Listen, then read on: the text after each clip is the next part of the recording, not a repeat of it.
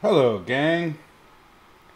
I'm not entirely sure if we're connected. There was some weird OBS studio hiccups to start here. A little disconnect problem.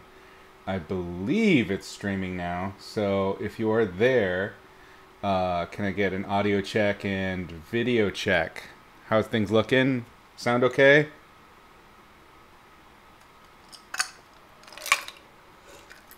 Hey, Sergio. Awesome. Thank you, sir. Appreciate it. Sorry about the hiccup. That was oh shit. Hopefully that doesn't happen again. That was very nerve wracking. Um, check a couple of things real quick, and we'll get started on the painting. Hi, Arena. How y'all doing today? Doing good? What time is it out there anyway? You guys must have it must be really late or super early.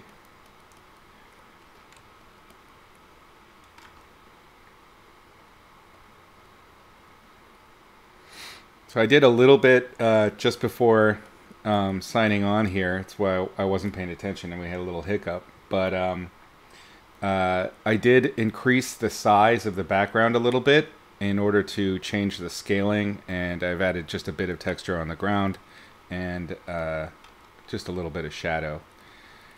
Today, I'm going to focus more on Mother Crow herself, because I did focus quite a bit last time on the background and explaining, going through all of that when I originally intended to not do any background at all. This was just going to be a character piece. So, what we're going to do is kind of a quickie knockback to everything, and I'll show you kind of the thought process there. And yeah, it should be pretty easy. A little late. Well, thanks for joining me, guys. I appreciate it. It's always good to chat with y'all. Where is my musics? I turned them off because I was all panicky. Oh shit, things aren't working. 8 p.m. Things are good here, gang. No complaints. It's been busy times. I got my new assignments from Wizards, and it's a bunch. So I've been hustling on that, and I've been trying to teach myself Blender. I've mentioned that before, and it's a slow going process. But one of the ways that I do feel like I learn things like that better is if I just plug them directly into a pipeline and just force it. And so several of the backgrounds that I've done for the three that I've finished, three of 6 sketches I've finished so far, are all done in Blender, and they're getting progressively better, and I'm getting faster, which is good. So, it's a process. All right, I don't want to noodle, but I've been busy, which is good. So I'm on top of everything. This is a fun little trick that I do. I'm going to do a big edit on top of everything because I want to uniformly light, or rather knock back, in this case, the figure and the background. Setting a layer to multiply.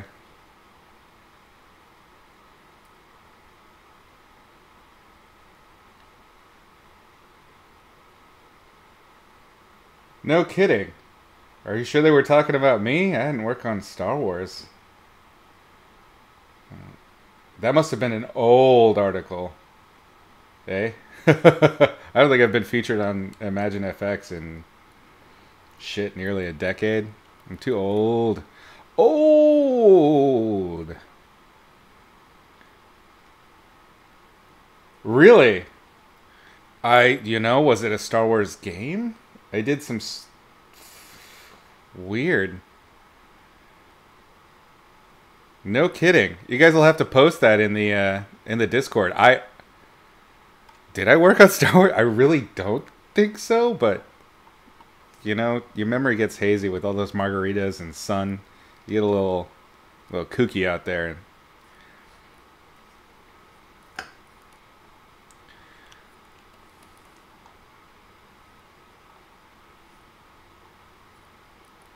That is so funny.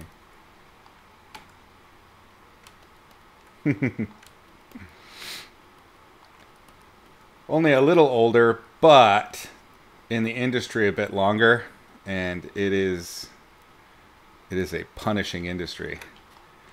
So you're coming in, you're the hot new stuff, which is good. When you're older, it's kind of you get a little forgot about a little bit, which is okay. I think you kind of lose, and then of course, being out on the boat and things like that, I wasn't really focused on doing a lot of industry stuff. I was taking much more time to do my own thing, so no complaints really. Now I'm back, and I gotta claw my way back up. It's gonna be a fun battle. This is all part of that too, of course. It's good to reconnect with the community and everything on a more regular basis.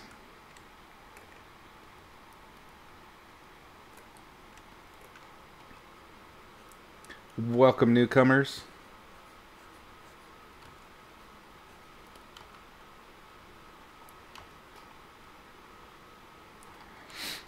So I'm using this multiply layer in order to create a light and dark overlap. So I'm gonna use the colors that I have right now for her back, for instance. I want them to still be considered in the shadow cast by the rooftop there. But what I'm gonna do is I'm gonna go back in and cool those colors later to make sure that it's clear that that is fill light instead of direct light. That is so interesting, Serge. I gotta see. Wow. Which Star Wars did they say it was?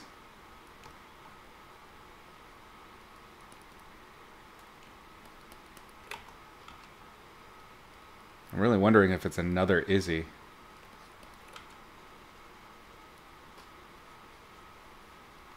Although that description does seem fairly on point. Izzy finds room for one more psycho. Well, alright, fair dinkum. Go back to my soft brush, because this is that glazing idea again.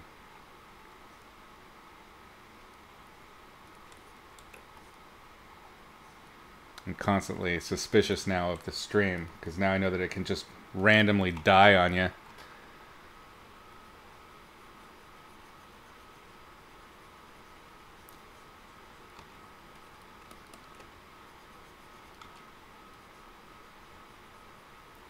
I still want to have that implied atmosphere, but I don't want a sharp dark line where the house is. I kind of want to lose that edge.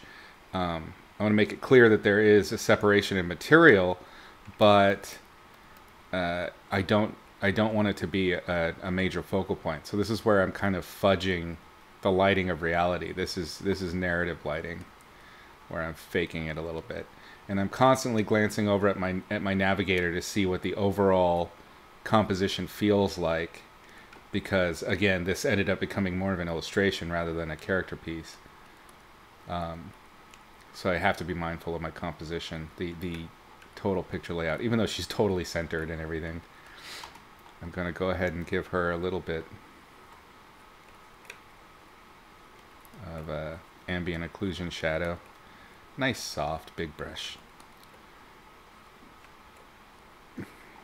And of course, doing this, kind of pooling the values between the figure and the background, is going to allow me a lot of opportunities for lost and found edges. So you can kind of see when I'm looking at the navigator, her butt gets kind of lost, which is good. I want to hint at the volume of it, but I don't need that hard edge. I'll turn this off. You can see the difference in how she sits in the scene and also the mood, but that lost and found edge thing kind of creates an instant focal point, and I'm creating these really strong focal points where I want the most attention paid by my prospective viewer, the eternal viewer.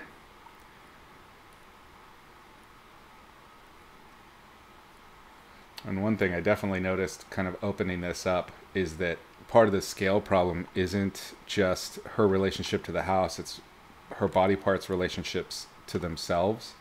So that's something I'm going to focus on. I'm loading up the selection for the figure because I want to create the shadow with the value I have right now quickly, but I don't feel like having to erase things out or make it all work. Okay, so this is the trick that I was telling you about. When you have a really separated figure like I do right here, and you want to do big global changes that are non-destructive, which is what I'm doing with this, if you know, I want to continue painting on her and keep that multiply layer, I'm going to have to do opaque painting on a separate layer, and then the background and foreground can start smudging around really easily. You can end up accidentally painting somewhere where you don't intend to, and then you basically have just a traditional painting. We will get there, but that's like, you know, last 10% of the painting where you just do an opaque on top of everything.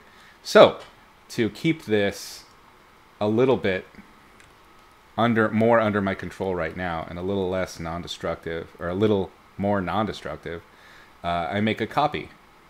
And so there's a copy on her and there's a copy on the background. Now we can't see where her pixels are covering up the background. We can't see it. So that painting, it doesn't matter if it's there or not. And of course, where she has her own now, shadows on her. So that's a real easy way to add shadow and shadow pooling to the entire environment and the whole piece all at once, but also maintain the separation that you're after. It's got my face in it. Good God. I am super curious. Wow. Star Wars. God damn. I don't know if it must have been some sketches or something that I did just for fun rather than an actual, because I don't remember working on a gig, Star Wars gig. The game that became the new Respawn Star Wars, I did do a lot of previs on before they even started building anything, and it was not Star Wars. They ended up getting that contract after they'd pitched, and I think the game was approved or greenlit to go, and then Respawn won the contract for taking over the Star Wars game that it would become. I forget what it's called, but yeah, that was a long time ago, and again, wasn't Star Wars. So yes, I designed Baby Yoda. Oh, I wish I would have loved to have designed Baby Yoda. Although I really think like it's perfect. It's a great design. It touches on everything necessary. It's super manipulative in all the best ways. Baby Yoda is great. The story behind Mother Crow is she is a sort of, what would the word be? She's a archetypal mentor / jester type character creature for the Granny Claymore universe, which is sort of a short story, a sequential story that I've been writing. It's been on hiatus for a while now, to be honest, but I've been writing it for a long time. It's a high fantasy kind of barbarian sword and sandal with magic story, but it's about a retired barbarian, this old lady who's just an utter badass and is sick of adventure, but it keeps falling in her lap. So I just combined everything in the character layer, and this is what I was talking about. So the thing that I noticed is just that her head to body ratio, and it's the whale eye scaling issue I've talked about in the past in different classes, that is making her look particularly huge. So I kind of want to soften that effect a little bit, which will make her feel just a tad more approachable, even though she's still pretty monstrous.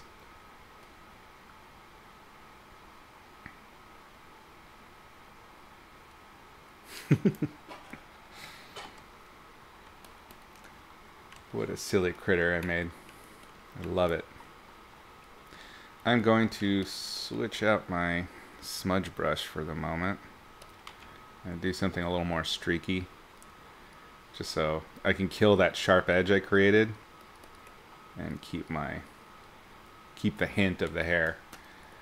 Just a quick cheat. It's good times.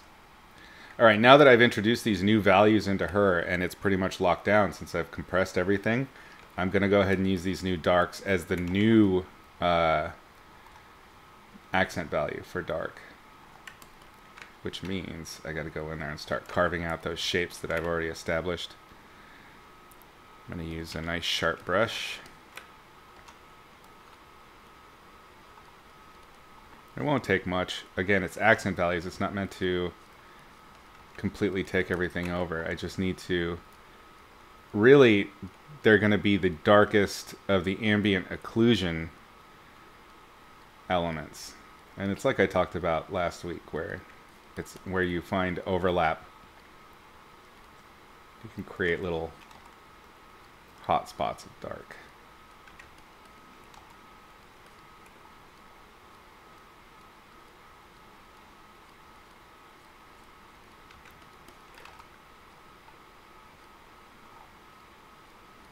I'm not sure how the contrast is for you guys on your end. It looks, on my secondary monitor, it looks like the contrast is pretty good. But it's pretty high here. And with the new lights, it's kind of hard to see some of this. It's very reflective in here. I had not accounted for that.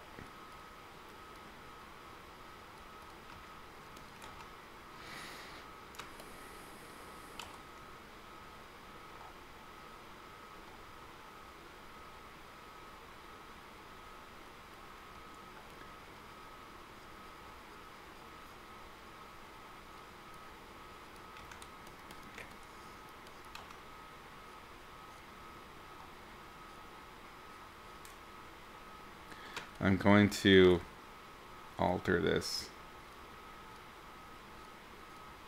just a tad to kind of imply a little bit more gut space in there, a little more volume.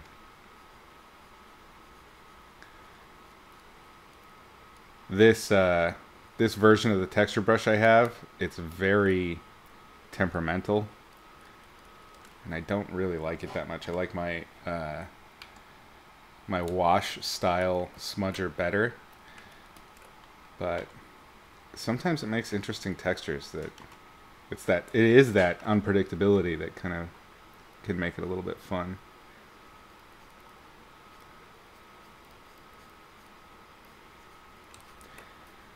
I do want to finish this today, so I can't noodle too much. When I'm doing a painting or a drawing for myself, I'm very much of the camp where it's about getting what you needed out of it. Like if you just needed to do a creativity dump or you needed to study something specific, I'm all about get that bit out and then move on to the next thing. And she's taken an abnormal amount of time for me. Also, that's partly just separating it and only working on this during the cast. It takes me a minute to kind of like realign my sights on what I was thinking, and then you always see new stuff too. Oh, it's a weird way to do things. I think I've mentioned it before, but a buddy of mine I used to work with over at Sony, Cecil Kim, who's an awesome painter and a great teacher, just an all-around great guy. He paints, when he's working in a studio, he paints on like 3 or 4 things at the same time. I don't know how you do that. It's amazing. He'll have like 3 files open in Photoshop and just click tab through. He'll paint on one for half an hour or whatever till he gets stuck, and then boom, next one. It's smart. Just never got around to doing it that way.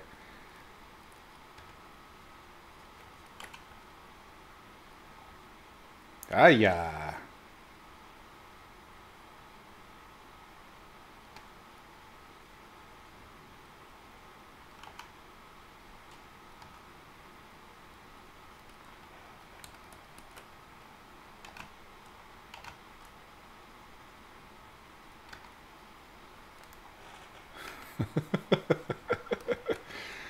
Oh, yes. All of this is good. This is fine. This is fine.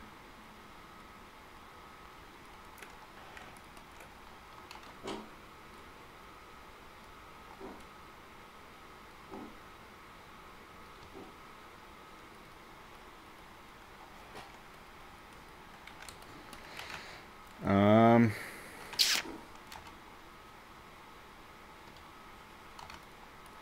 so when you have light values, and you know, I've created this pool of light here very specifically to draw attention to this kind of upsetting bit of a feature. When you have that kind of light in such a close area, you can call that done as it is for the narrative aspect, but I find it's better to kind of, you know, slide back and forth between the narrative thing and into and then back to reality a bit. So like with her hand, I'm going to try and bring some of those lights into the implied lighting, but I don't want to over render it because this isn't a focal point.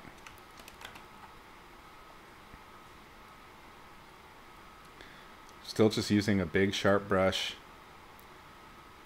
I'm after a calligraphic feel. Her other hand is going to be more important than this one, I think. We'll see. I need to really fix these shapes though. I want to have kind of an arthritic feel. You know, swollen knuckles, papery skin.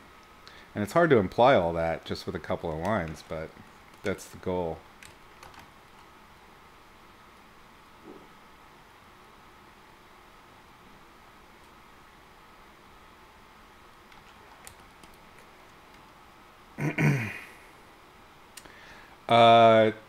Irina asking, can I do commercial stuff during the streams? You know, I thought about that a lot because it would be amazing to just kill two birds, one stone there. Like, you could see me painting and we could talk about the process and work and things like that. And I could actually be getting freelance done. It would be amazing. But showing stuff, especially this widely, yeah, that's probably never going to be viable unless, you know, I got to deal with Wizards or something like that, or whatever studio where they basically said it was okay to show that stuff. But I really don't see that happening. I would love to do it, but yeah, it is a shame. I think it's such a great way to learn, is to see the real stuff. But that's one thing I've always tried to do in class and in reality and online with you guys, is to show you really, like, I don't hide anything. This is exactly how I work when I'm doing assignments too. I would show you guys, I actually thought about this, I would show you guys what I've been toying with the 3D, even though it's like watching, you know, a child learn to walk. It's not your child, of course. It gets old, you're like, oh, okay, cool, yeah, that's a funny struggle you got there. But my machine is just not capable of doing that right now. Maybe the next one that I'm building will be able to handle me doing a 3D app and screencasting at the same time. We'll see. But this is a very old video card I'm working with.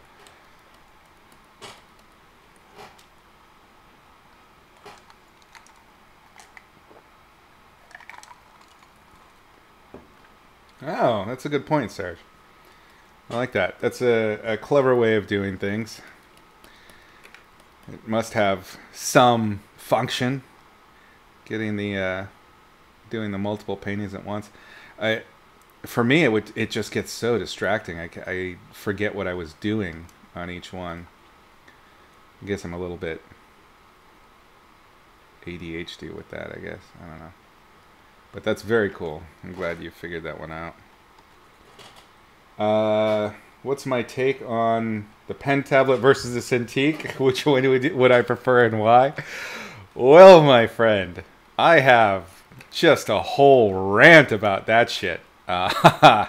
I do not like Cintiqs at all, for tons of reasons. And I know a lot of people dig them. It's just super not for me. I tried them out. I thought they would be interesting, but it requires a little bit of a preface. I'm going to have to do some storytelling here. So when I first picked up a tablet, it was horrible. I really hated it.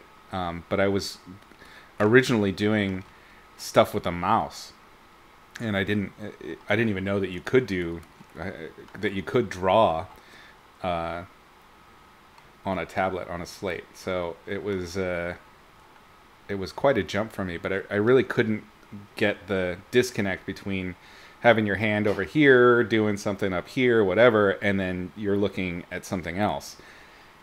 It really was a struggle for me at first, but then I kind of remapped it in my mind, thinking about it like I would video games, because I can, like any gamer, I can pick up a new game with a set of controls, and I don't look at the controls. It's very easy to remap something like that in my head, and so I tried to apply that same logic, and it worked. And then I fell in love with the tablets. So always good. But they introduced the monitor tablets later. Let me switch out my smudge brush real quick. There we go. So they brought out the Cintiq, the early models, and right away I was excited because it was like, oh, okay, well it's the analog of what we're doing, and it's going to be so great to finally be able to paint like I paint in reality. And then it turned out, once I finally got my hands on it, first of all, they're initially, I guess they're a little bit better now, but it used to be they had a lag problem, and it was maybe just 100, 200 milliseconds or something like that, but it was enough that it annoyed the shit out of me. I hated that. And then the screens, this is still the case, the screens are very hot. I'm super warm. So when I'm working, even just like this, my hands are really hot. Like I can hold a piece of paper and the paper will wilt on me. So I have very hot hands. And working on a machine that was hot as well was just horrible. The other thing was, when you're up close with the Cintiq, you're looking basically at pixels. Like you're getting really up in there. And it slowed me down because my propensity to detail, I would start zooming in and detailing really, really hard. And then the whole big painting wasn't working. So there was that because I could noodle in that way that I was used to with a pencil or something like that, I started to do it, and it was hurting my paintings. And then also, the big problem that I have with drawing and painting, well, not so much painting, but with drawing traditionally, is my hand is in the way. I always have to move it. It's like I'm smearing stuff around. It's a hassle. The meat is a problem. Meat is bad. So I went full transhumanist. I'm all about disconnect as much as possible. The meat part that's between you and whatever it is you're making, and try to connect as much directly to whatever it is you're making. So with this, and it's cheaper, there's all that, but with just a standard slate, there's this ability to just become one with the screen, and there's not this constant reminder that you're in between it. It's this unholy communion of digital and flesh, and I love it.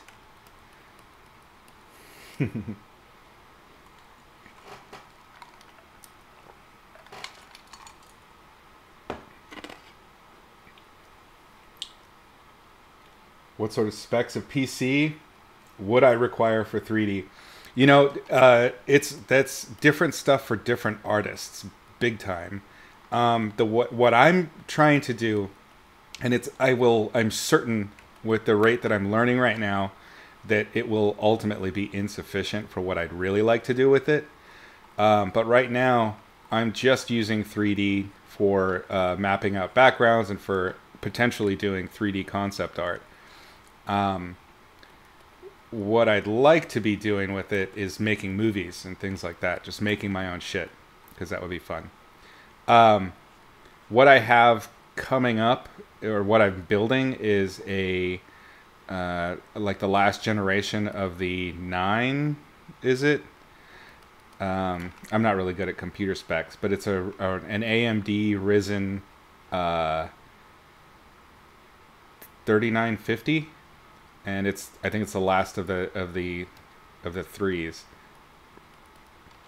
the 3000s for AMD, and I have a motherboard that's built to deal with that, and it will be a total hot rod for 3D video games for sure. But it's only got so many cores, and it's only got so many threads that it can process with. So it'll be great for me modeling. It'll be great for my low end Blender stuff that I'm going to be making. But if I want to make a movie and I want to start rendering, like doing big render passes of like frame after frame of a scene, it's not going to be perfect for that. It's not designed for that, really. It'll do it, and it'll probably do it pretty well, but there's much better stuff out there now. The Intuos is the best. I concur. We are a minority, my friend. I can tell you that. Most people really, really like the Cintiqs. To me, they are expensive hand warmers, and they make my hands sweaty. And I don't like them. And they said cruel things about my mother. Unacceptable.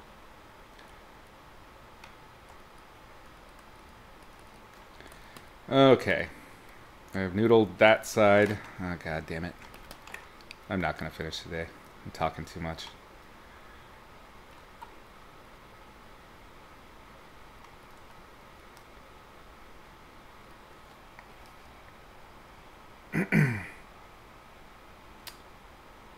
Oh, yeah. The posture. I didn't even get into that. I'm sorry. You're totally right, Arena. The posture. That's another reason I really didn't like the Cintiq. Is the leaning over it thing. Whoops. We still going? Yeah. When I draw, like traditionally, I draw like a kid. I lay on the floor on my belly. I have done it my whole damn life. I just like to be sprawled out when I'm drawing. So I don't like drawing at a desk that kind of hunched over. It's highly uncomfortable for me. Yeah, the posture thing. And I have a lot of friends, they've developed like tennis elbow and shit like that from it. It's like, damn, come on. So I kind of work if I were to just like grab my hands and lift them up, I kind of work with a position. I've got my left hand claw is on my Nostromo, but it's fairly tight. My elbows they're not tucked, they're relaxed, but everything's kind of at semi right angles, and it's it's fairly comfortable. Most of the posture that I get is from my posture problems is from when I play video games and I slouch like crazy. But yeah, the Cintiq was horrible for my posture.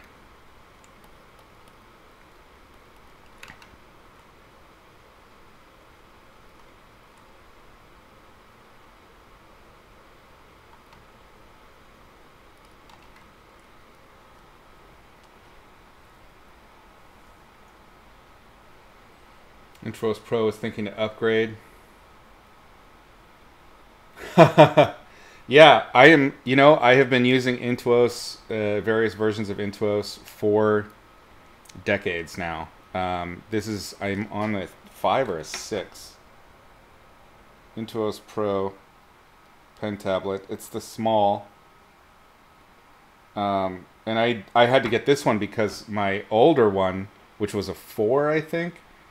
The C Air finally got to it, and all the connectors were it was a fried mess by the end. I mean, it was bad. So I bought an upgrade actually while I was on the boat and had it shipped to the marina I was in, and it worked great. Works great. It's funny, they always seem to try to add these new features to make it more more valuable so they can keep the prices up. So you get these things like these buttons. Let's see if it'll pop up. Yeah, so you get these little touch-sensitive buttons and hand gestures and things like that. I barely use them. See how they're all disabled? I use that just this one right here, the Control Y, to do my proof checks, and that's it. So we'll press that now, and you can see I just check my values with it. That's the only button I use on this whole thing. I use the hand buttons on the pen very rarely. I do have the bottom button here is set to right click so that I can pull up my brushes quickly. That's it. I do have it mapped differently for Blender, but I actually use the mouse more for Blender.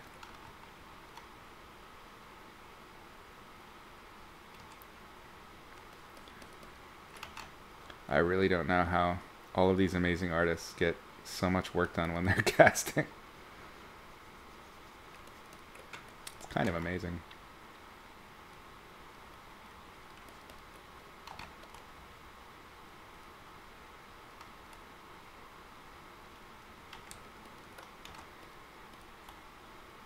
Oh yeah, Cintiqs are spendy.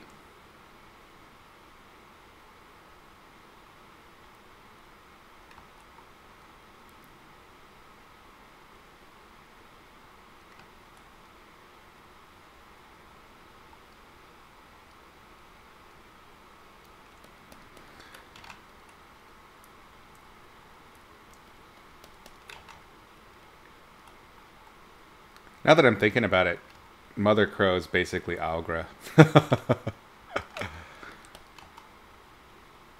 Which is fine. I mean, again, the inspirations for Granny Claymore all come from 80s and 70s fantasy, high fantasy. So that makes perfect sense. But there's a similarity there.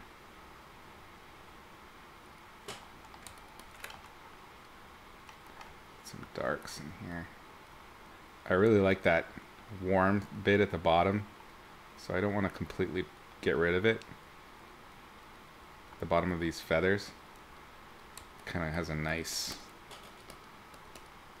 lit feeling to it. The same thing is happening to this cane, and we can't have that because the cane is actually a very solid object. So I'm going to go in and be pretty decisive. Start carving up these shapes. Oh, this is going to be a spine. I forgot. I'm making it kind of woody right now.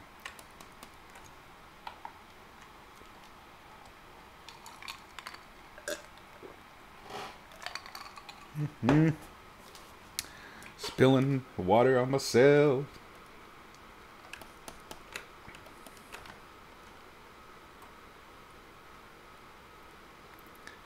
One of the cool things about monsters that makes them fun and easy to do is oftentimes you don't have to worry about symmetry. So I have this crazy gigantic hoof hand here and sort of a knurled one on the other side. I'm gonna stick with it.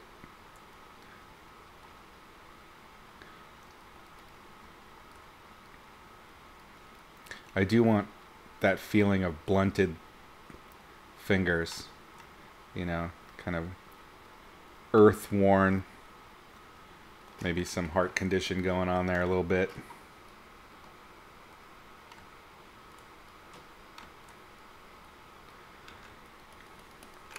But not like long, witchy, creepy fingernails, more like a worker's hands. Just using local values and colors to color pick from.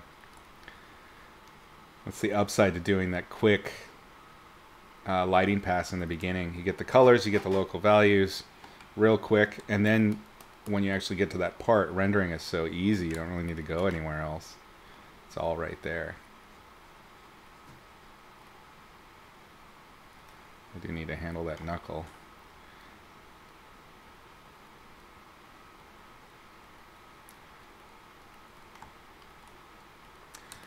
Get a little ruddiness in here.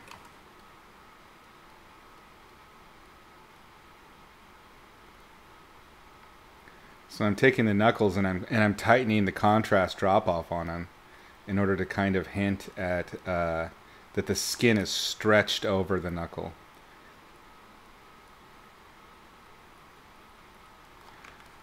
which means little tiny highlights, narrowing that contrast.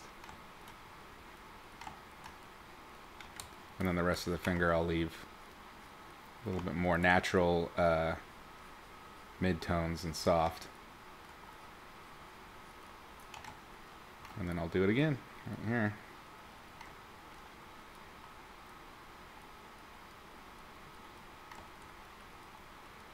I am zoomed in, but I'm thinking about it as though it's zoomed out. I know that doesn't make a whole lot of sense, but I'm not trying to detail too much here. I just want to make the values clear.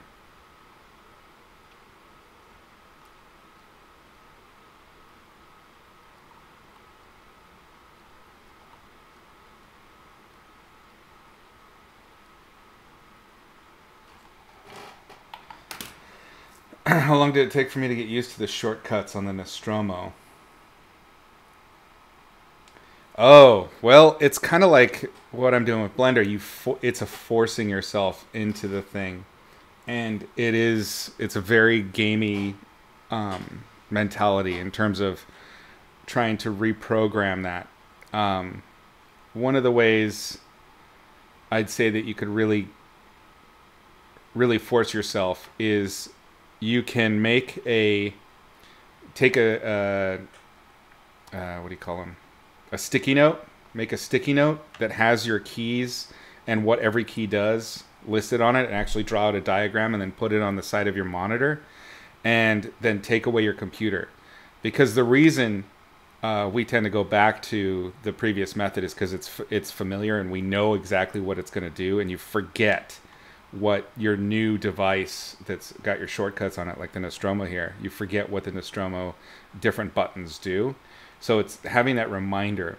And they used to do this for, I think they still do, for different programs. They would build these little slip sheets that would go over your keyboard, and the slip sheet would tell you what each keyboard shortcut does, like the old Final Cut and things like that back in the day. And sometimes they even built just keyboards just for that. That would have it all written on there. And it's the ability to go and check it and double check and be sure and build up that muscle memory. That helps a lot, because I mean, consider that learning those shortcuts on the keyboard, you had to do the same thing. This is just more condensed, and it does macros. So one key you can do pressing one key you can do multiple key presses at the same time, and it's so useful. It speeds up the workflow a lot.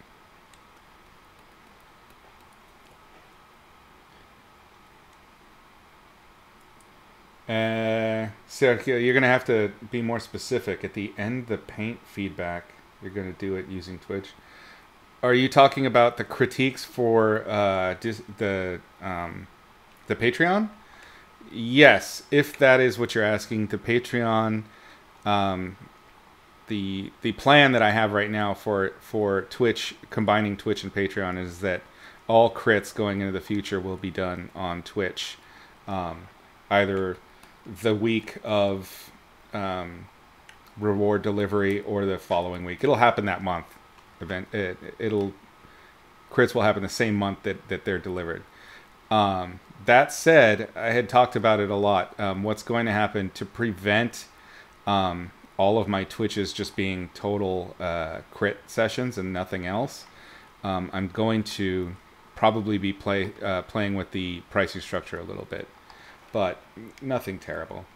I think what I'll be doing is taking the student plus tier, and making the student plus tier the crit specific one.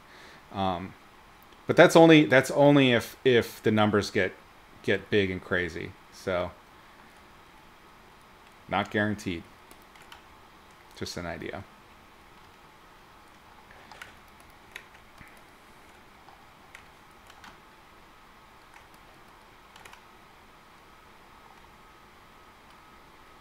So for now, regardless of what what tier you have, so long as it's student tier, you'll get one crit a month on a finished painting. And we can talk about how we can improve it. this is going to require contour changes. So I'm going to have to go into the base layer of the figure.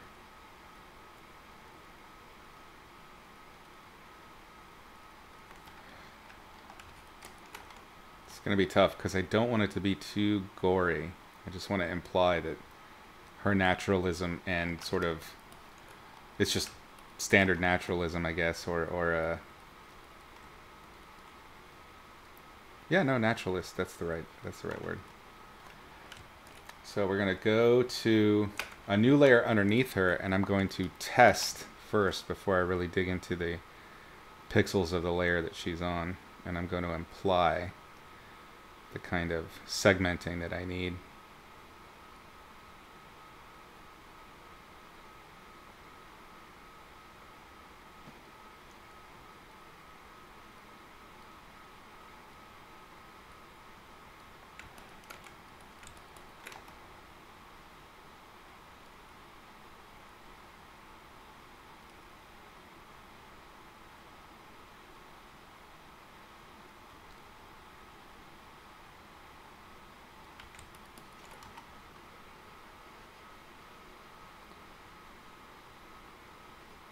Nope, I hate that. Don't like it. Go away. Too many bird cans. It's just going to be the base of the skull, I think.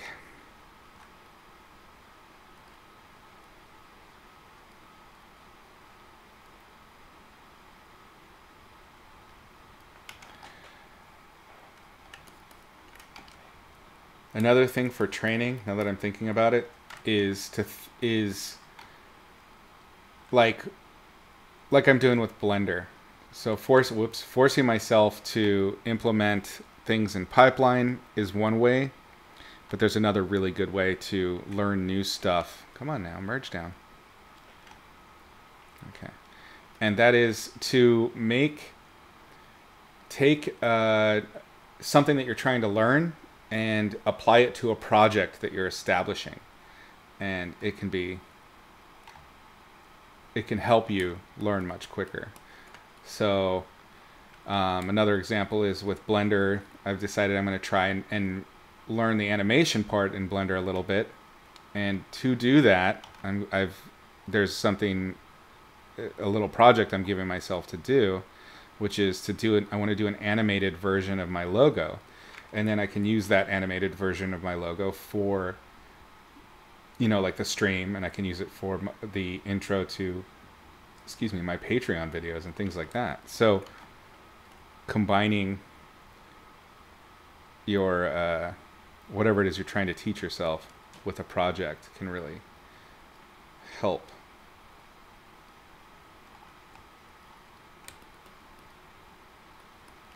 Oh, I have tons of advice on visual library stuff. I am going to say that one of the best places to really work on that is it's with a method that I learned in college. And me and my buddy and my roommate at the time, we took a class at Art Center that was basically all about this. And ultimately, he has taken over the class and now teaches, because our original teacher has passed away. He was a great teacher, and he taught a class called dynamic sketching.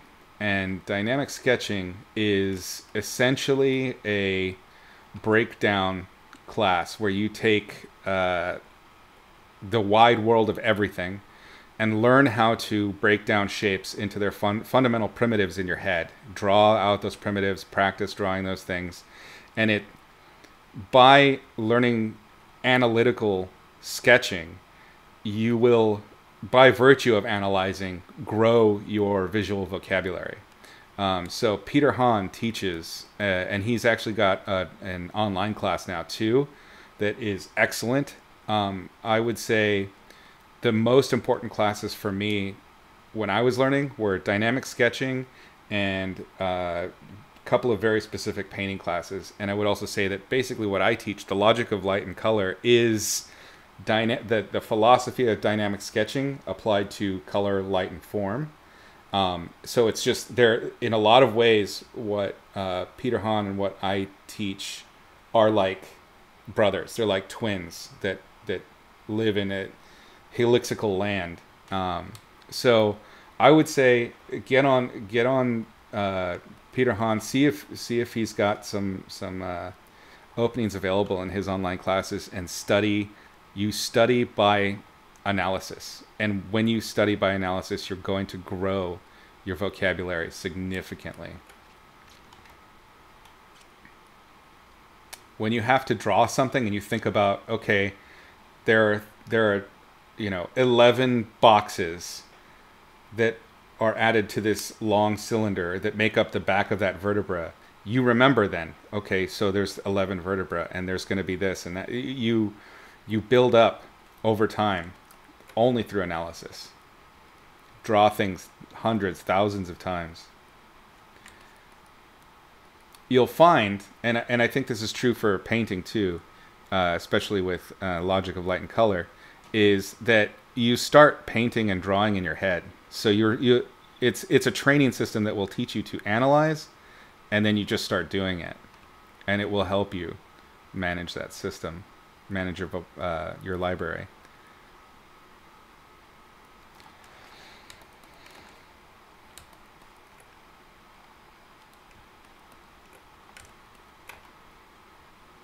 It is a lot of work, though. One thing I really liked about dynamic sketching, and Pete still teaches that, it's a lot of what he covers is just pen and ink on paper, and it's the idea that that permanence of just putting something down, you have to put something down, it can really transform how you think about your work, and it's good for that. If you're a person that tends to be overly precious about things, just churning out shit tons of drawings will get you over that pretty quick.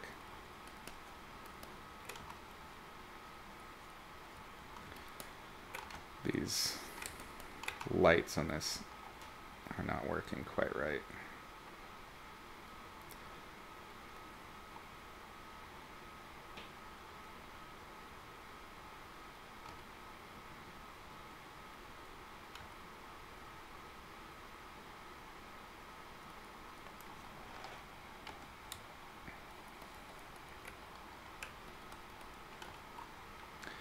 So one of the ways that you can really lend depth and weight to your creatures and characters is when they are leaning on things, is to create the impression that skin and fat are being pressed and pushed almost like cloth. I've done it a bit in here in the wrinkles, but down here this is less logical and it's more the figure design itself. But here we have a great opportunity to kind of imply this flesh bunching up on this thing and the weight of her leaning against it. And it doesn't take much. You just have to be observant and pay attention to these opportunities when they arise. Never leave an opportunity unplumbed, when it will help define your character more, kind of create the feeling of reality. So it's something that I haven't done much with the skin of this creature, is to allow that appearance of the elasticin decaying, the paperiness of the wrinkles, just letting it, just implying at that a little bit, and you don't need to do much.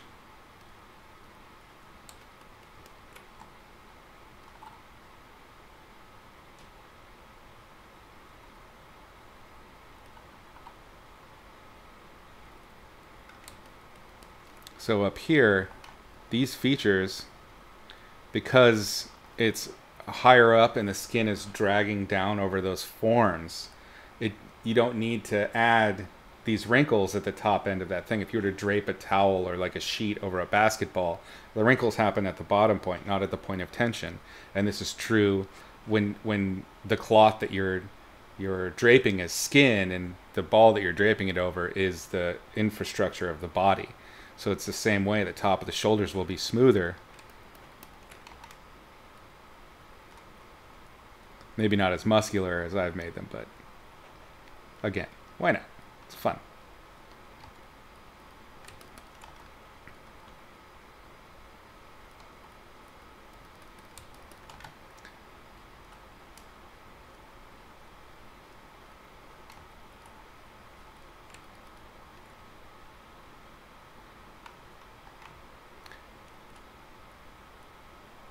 Little details added. Yeah, it's interesting that it's something that I learned in reverse about the detailing and how detail can affect the appearance of aging.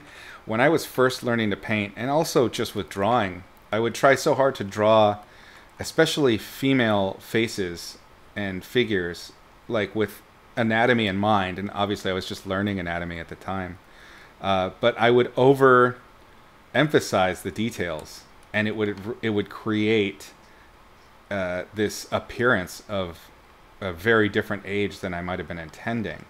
And I learned over time that the more detail that you add, regardless of gender, honestly, the older and the more you work and overwork a figure, the older it will continue to look. If you keep it smooth and super soft and simple, they'll look youthful. So I had to learn to not, indicate eye lines and things like that. And it's a stylization thing. I mean, those lines are there in reality, and they don't in a video or in a photo. Those lines that are there, even in like a 20 or 25-year-old, something like that, there are lines, but you don't see them that way.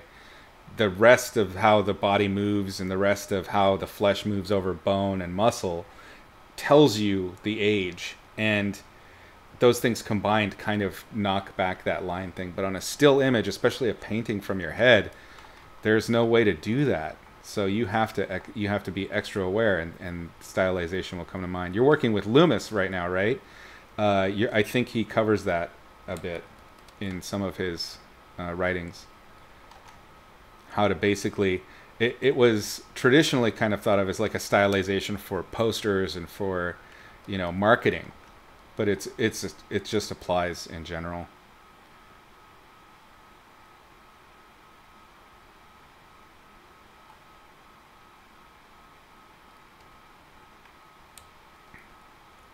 That's awesome. I'm so proud of you, sketching every day. You guys are doing great.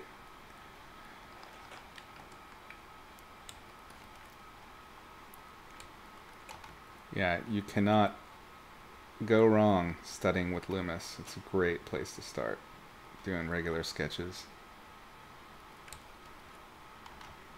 So I have these much darker darks down here now, and yet again I need to come back up here and bring them into this little adorable creepy face.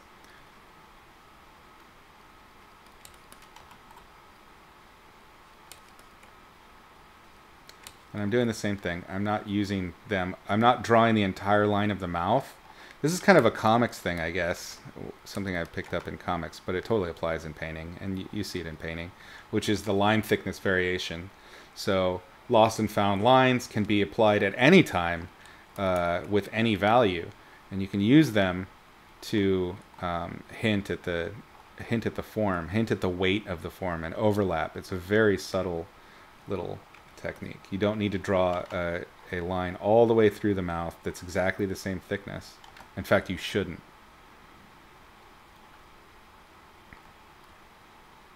I kind of want to give her a little bit of a cute little turtle lip here.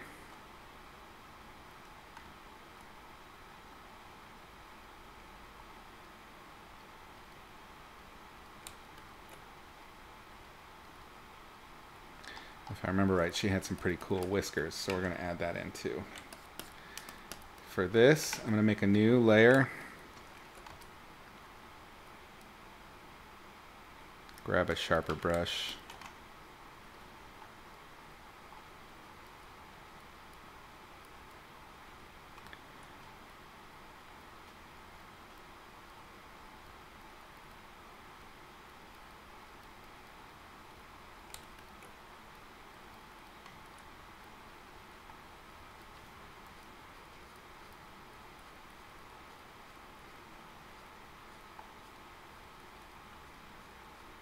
can be very tempting to create shit tons of tertiary and quaternary detail at this stage. Avoid it if you can. Truly, it's just going to slow you way, way down. And then you're going to have to try and match everything else to that level of detail. So a little bit on the contours is fine. Still might be pushing it, but really build up to that point. Otherwise, you'll be working backwards. You'll be working from your conclusion, and it's going to result in doing more work in the long run. Indication is the name of the game.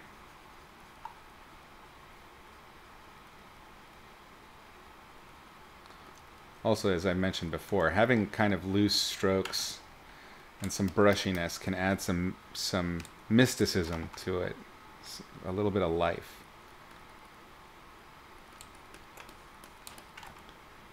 I want to make sure that I don't take this dark too much into the midtones and lights. It's meant to be an accent value still to this point.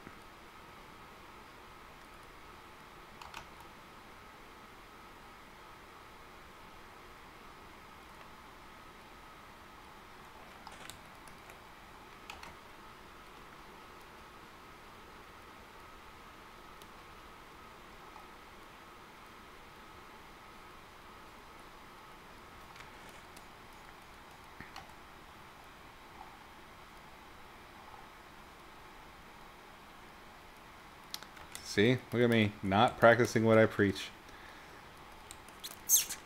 Damn it, Izzy.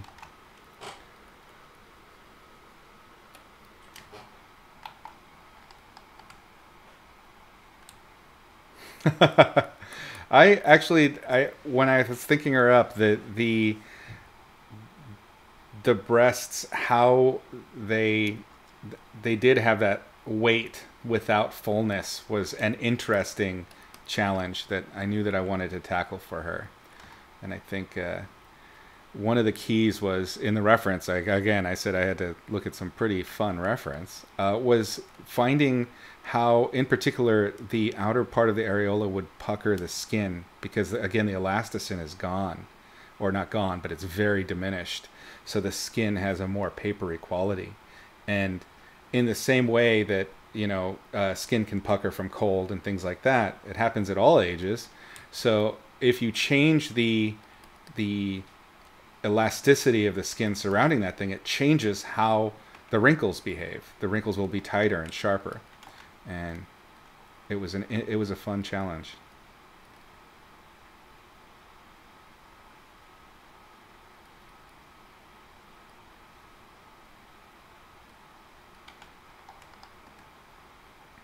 How do I deal with procrastination if I ever happen to procrastinate? Oh, my friend. I am a monster procrastinator. Yeah, it's tough. I think that the big key with procrastination is to really consider, in terms of self-awareness, why you're procrastinating. Why you're procrastinating is just as important, if not more important, than actually getting over the procrastination itself, in my opinion. A lot of the times when I'm procrastinating on something, it's not because, you know, I have something else to do or anything like that. It's because I don't want to do that thing. And usually because the thing that I don't want to do about it is some kind of busy work, or, you know, I think it'll be boring, or I think it'll take too long. Sometimes I know that I'm not emotionally invested. Actually, most of the time. Nowadays, my procrastination almost always comes from not being emotionally invested in what I'm working on. And I think that's something that happens a lot more frequently when you're working, when you're freelancing professionally, because obviously you're going to get assignments that are not as interesting to you, or that, you know, are more of a struggle, and because they're a struggle, it's upsetting and it's just not fun. It happens. The key is figuring out the root of what it is that you are avoiding, why you're avoiding it, and then thinking about how you can tackle that why rather than trying to force yourself to work. I don't know if that makes sense. But so, for example, if I have a painting, and this is something that happens to me a lot, when I'm painting, just in general, I much prefer to paint like intimate, close up. And I mean, if you look at my work, this is so obvious. I like the storytelling of that close moment, where you can see facial expressions, where you can see interaction between figures, or when you can like see a figure and there's subtlety there. It's those quiet moments or things like that, or even in big drama moments, I like to see that friction and tension between people or people like things. And you'll definitely see, like I prefer doing figure work. I'm not an environment guy. I like the interaction of emotional beings, and I find that more interesting. So when I get assignments where I'm doing big crowd scenes, and there's a lot of, like I get battle assignments every now and then where it's just a big group of people. I don't like those very much. I know it's a lot of work. I know that I'm never going to get the emotion that I'm after. So I end up procrastinating on those kinds of things all the time. And what I'll do is I sit and think about why I'm avoiding that particular painting. And I'll usually come to the realization, because I've done this many times now, excuse me, where, I've had to think, okay, why am I doing this? And it'll be, okay, this is a crowd piece. I know that I'm not invested in these individuals. I'm not invested in the narrative here. How can I make it something I'd be invested in? And that's where I start, instead of saying I should be working right now and shaming myself. I think that's one of the things that happens a lot, is people tend to focus on the concept of productivity in and of itself rather than why they're avoiding whatever it is they're doing. Because I really think procrastination in general is an avoidance behavior, because you just don't want to face something, or you don't want to deal with something. And it doesn't even need to be deeply psychological or emotional or anything like that. It's just like, I don't feel like doing that thing. So the trick is in tricking yourself into wanting to do that thing. There's a lot of different ways. Like I said, you can sit and think. I've learned over time that the sitting and trying to think and hypothesize over why you're sitting and thinking and hypothesizing can become kind of an Ouroboros, however you say that. The method that I use now for procrastination generally will be to lean into it. For creative people, I think for anybody, honestly, it's not even a creativity thing. We get bored pretty easy, and we like to do problem solving. We like to have assignments and to do things. It's just, I think it's just the human condition, right? So what you should do, or one way you can deal with it, it's not what you should do, but it's a tool that I can recommend and has worked for me, is to completely lean into being a completely lazy sod. But the only requirement is you can't do anything else. So if you're procrastinating and you're realizing, okay, I'm playing on the internet and I'm not actually getting anything done. Okay, I'm stopping working, but I'm also stopping playing on the internet, and I'm going to go and sit on the couch and just do nothing. Completely absorb yourself in nothing. And every time you find yourself reaching for the phone or trying to do something to entertain yourself, stop. You're doing nothing right now. And after a while, you will become so antsy to do anything, you might just sit down and work. And I've found it works for me most of the time.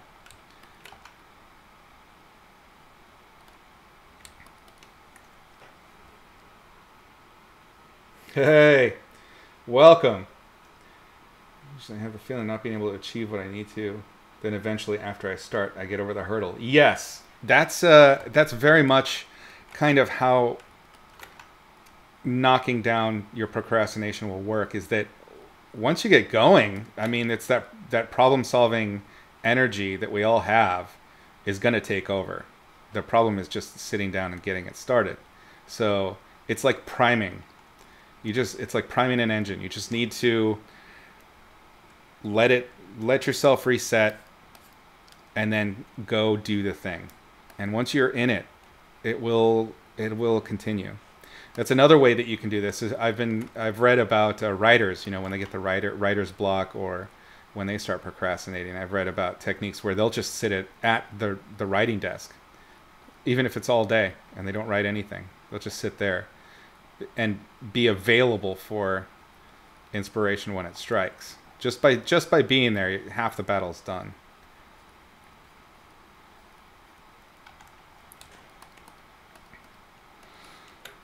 Yeah, it's a weird topic.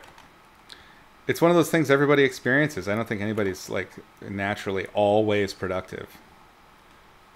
I know people that are definitely more productive, and the people that are almost always going to be the people that I think are the ones that show up. They're there, and they trust that the inspiration will come. And I'm not so good at that. It's something I really need to work on myself. A lot of my procrastination can also come for my personal projects from feature creep. And when I come up with my own ideas and things like that, I just end up like making everything way too big. I am super chronically bad about that. Like, we've already seen it. Instead of just doing a fun, quick character concept, nope, now we're doing a finished illustration. It's taken 3 days. And this is how my brain works. It just takes it, well, what if this? What if that?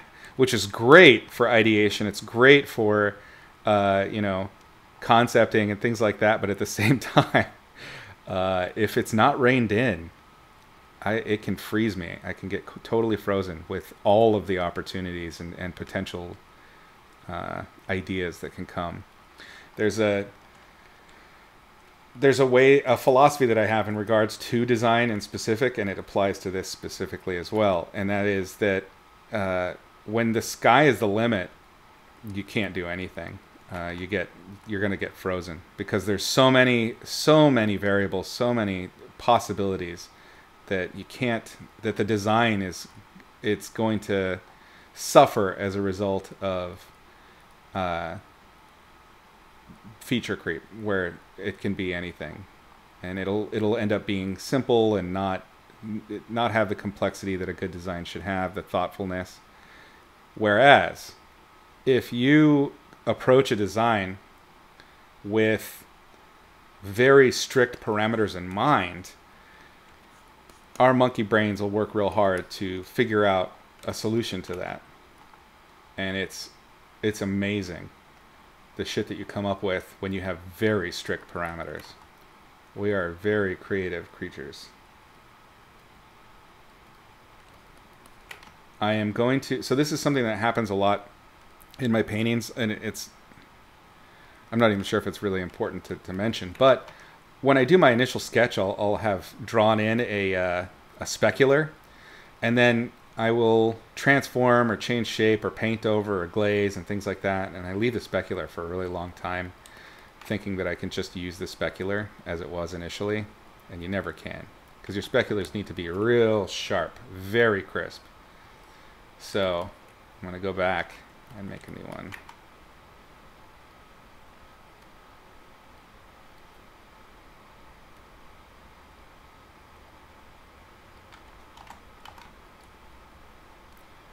Even my sharpest brush is probably too soft for this, so I'm going to have to use a texture. Well, no, actually it's kind of working from a distance. So we'll turn it off and see how kind of softer and more, what's the word I'm looking for? It's less shiny because of that contrast drop off is smoother and more gentle. When you make it really sharp, it really pops the shininess of it.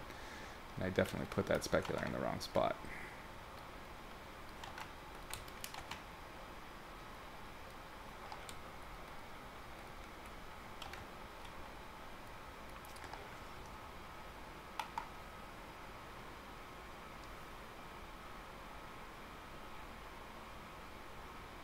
Yeah, that I've heard of that study too, where they say that if you have too many options, the sheer amount of it can create unhappiness and discomfort. Like that's I believe that to be very true, and I think that options can be the enemy of creativity. The first time I kind of heard of that concept and really kind of put it into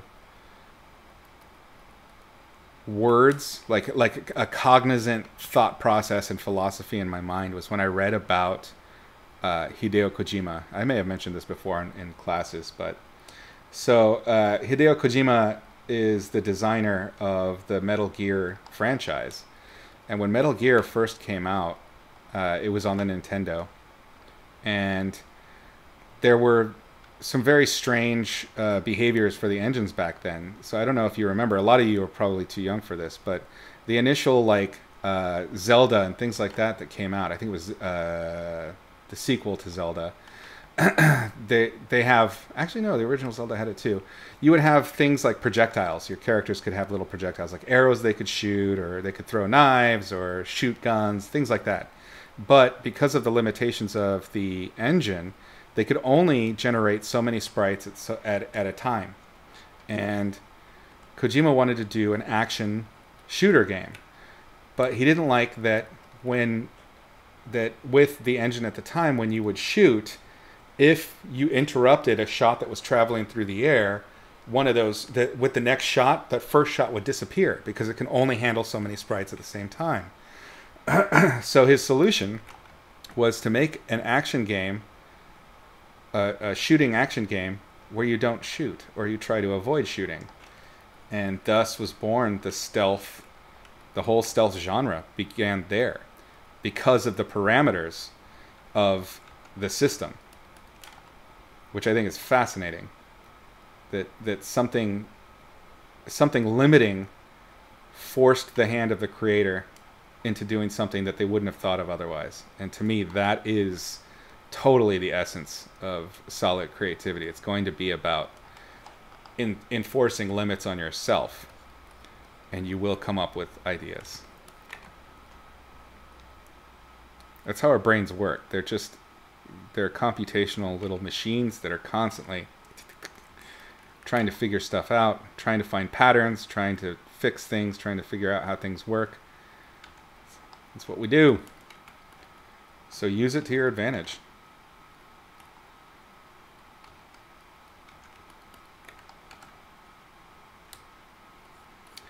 Yeah, exactly. Creativity arising from constraint. I think it's honestly the only way you can have true creativity is going to be in the problem solving that happens between the parameters. It's how, it's when you fence something in, finding a way to get out of that fence, that becomes the game.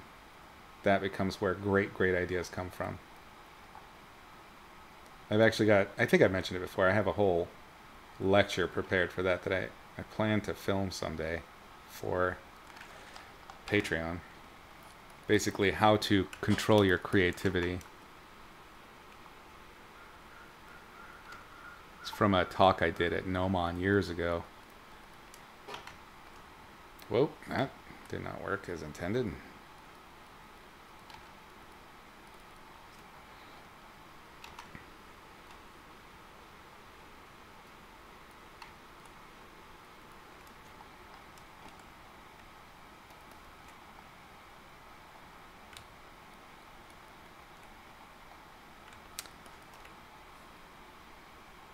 I think something got lost in the eyelids a little bit. I made them too sharp and creased. I need to soften that just a bit. I don't want it to feel like these are glasses. It definitely has to be like creepy, spoopy eyes.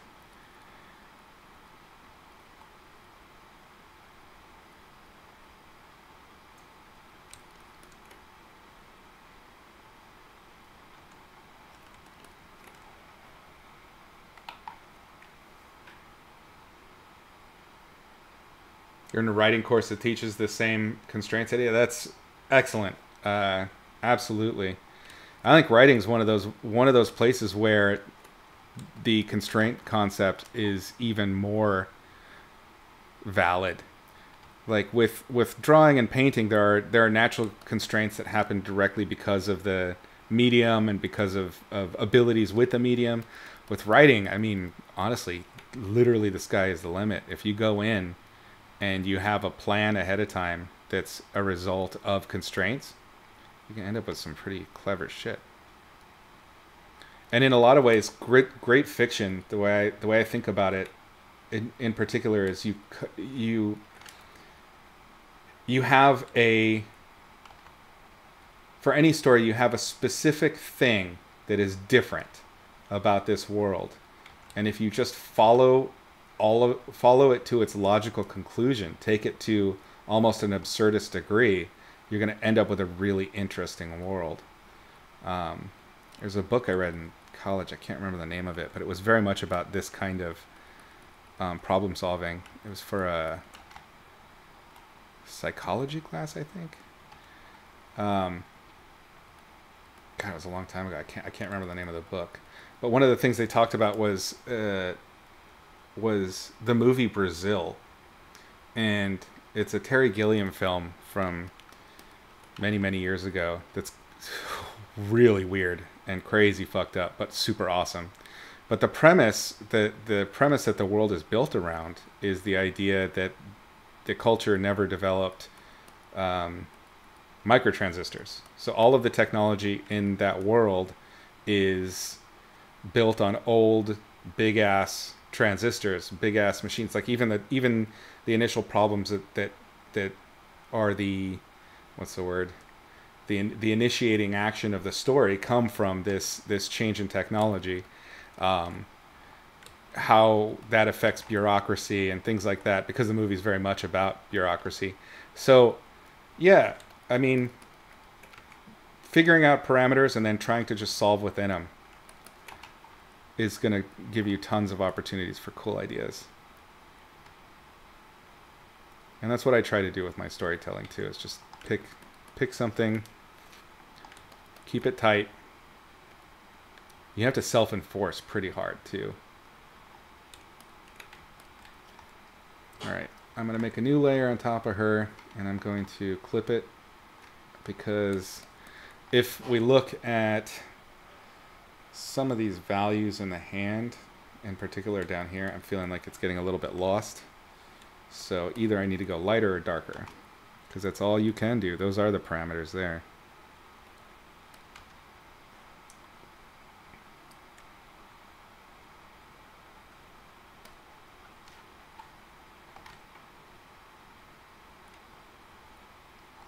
Oops.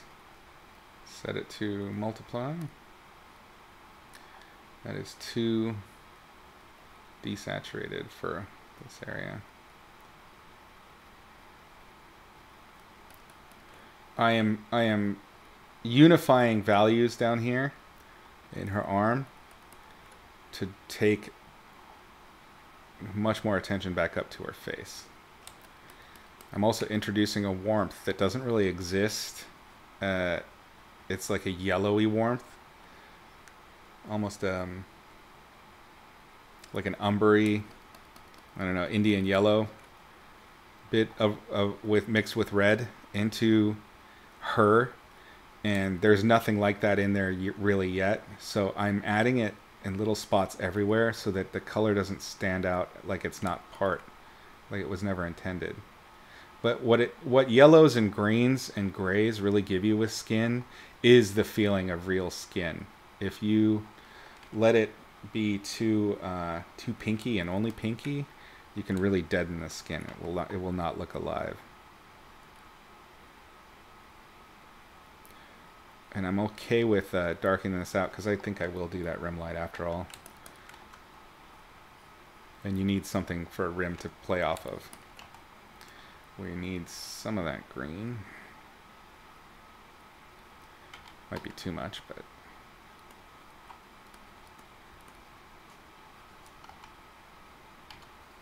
that was way too much.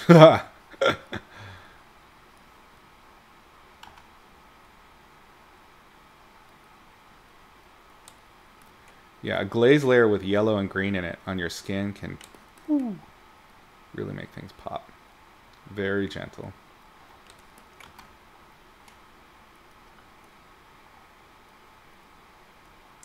New questions. When talking about writing, the best fantasy books I read were the ones where the magic systems were really well designed.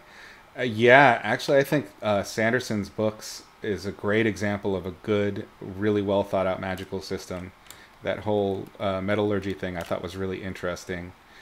And what is interesting is how, and I think he's actually done some pretty in-depth talking about world building in particular, and the how he used the magic system to kind of define other things in the culture. Because I mean, it's just all it is following the basic logic of what you've established. So if you have a world where the magic is centered in metals and base mineral metals, and how the different metals have different properties, and how the magicians that use that can work it, then it would make sense that you would have a religion that's maybe against that, where they use different kinds of metals, and they slam nails through their eyes so that they can see magnetism. I mean, these incredibly ridiculous but awesome concepts come out of the parameters that he established just by saying,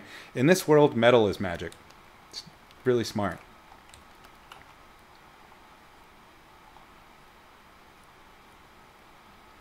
I did get tired of the books after a little while, though.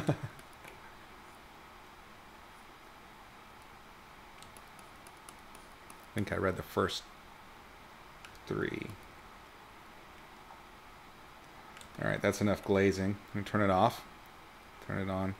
I always like to check, because glazing, with this kind of glazing, when you're adding really interesting hue shifts, the soft brush can be so what's the word I'm looking for? It can be tempting. It can really trick you, and I think making sure you're checking against your original values that you liked can help keep it in check, and it can also double check your colors. So I went pretty hard, and I'm going to ease it up in just the opacity a little bit, and then I am going to go in and actually erase out, bring back some of my highlights. So you can work it back and forth. I'm just using the eraser tool now in that multiply layer. It's a textured brush, which means I'm getting automatic texture, and I'm just drawing across the contours where I want that original light to pop through.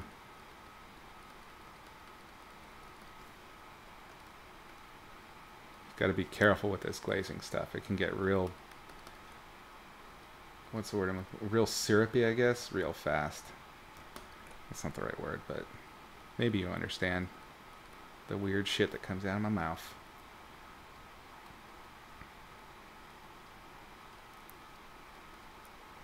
If everything's colorful, nothing is, right? When did I decide that I wanted to be an artist? How old was I at the time? If not art, what other profession would I have ventured into? Great question. Crazy long story on that one. Basically, I didn't originally intend to get into art. Art kind of happened after life. When I was a kid, I know most artists talk about they were drawing since they were zygotes and things like that. I didn't. I drew a little bit, but I was more into music, and I wanted to be a musician. And I played the saxophone, the sexiest of all musical instruments. No, I played in like jazz band and things like that. I did marching band. I had a big floofy hat with buffalo, that fur stuff, and the little feather. I did my marching with my baritone sax, and I thought that's what I was going to do. But I was a super, super weird kid.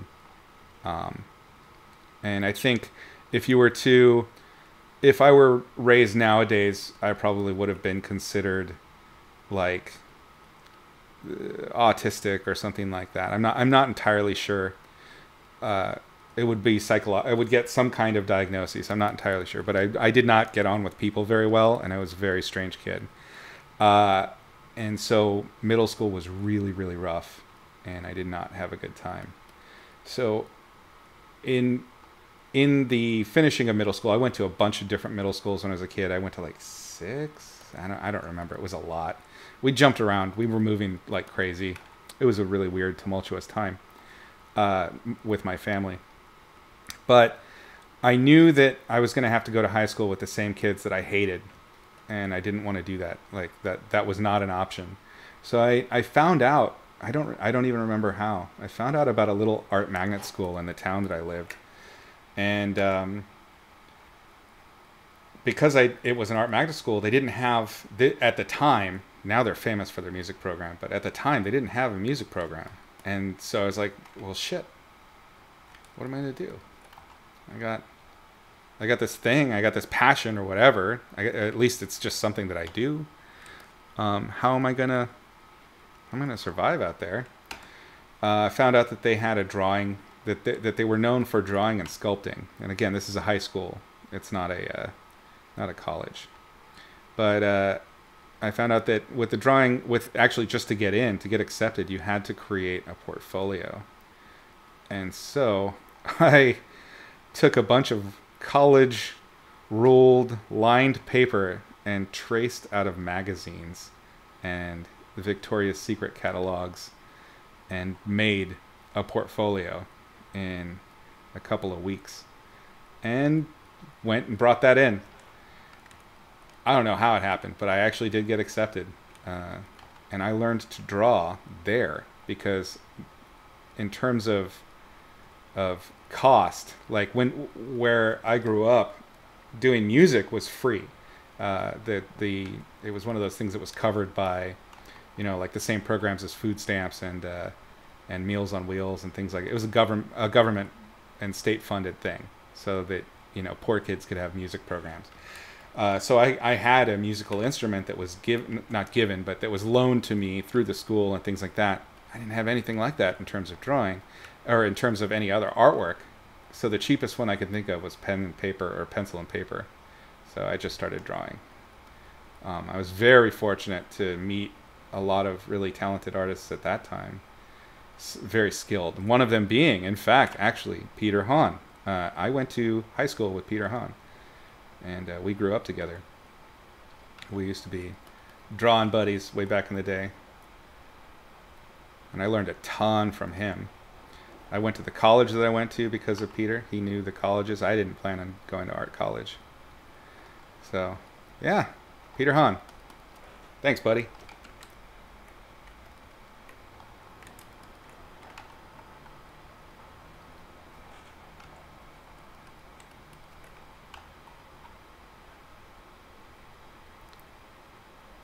There was a quote that I learned to really love in high school, and I actually did like an art piece on it.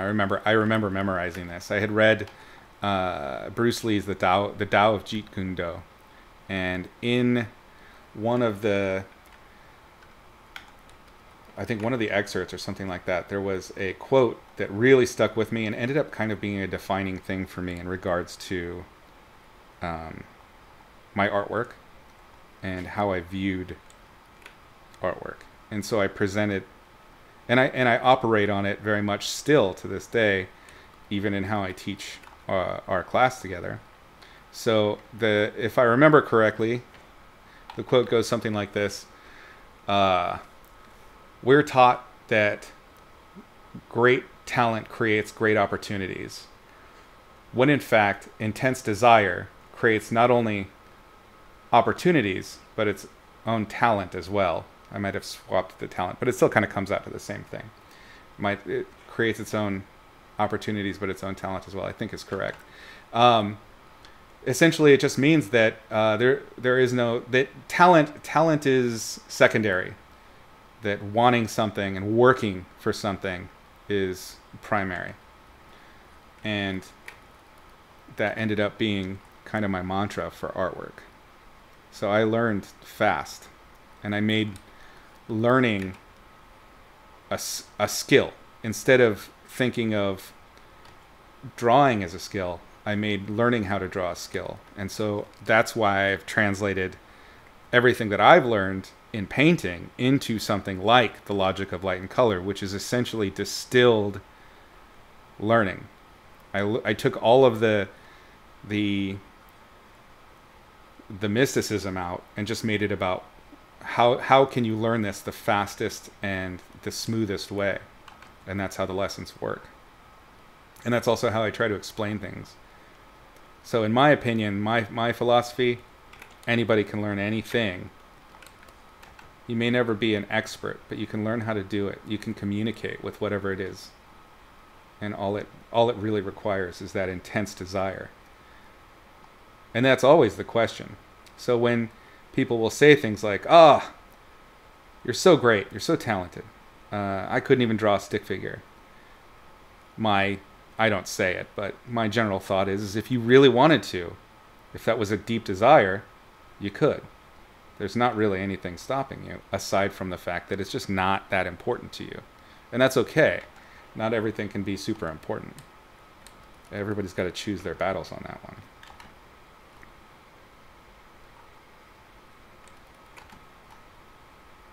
If I really wanted to, I could probably be good at math. I just really don't care.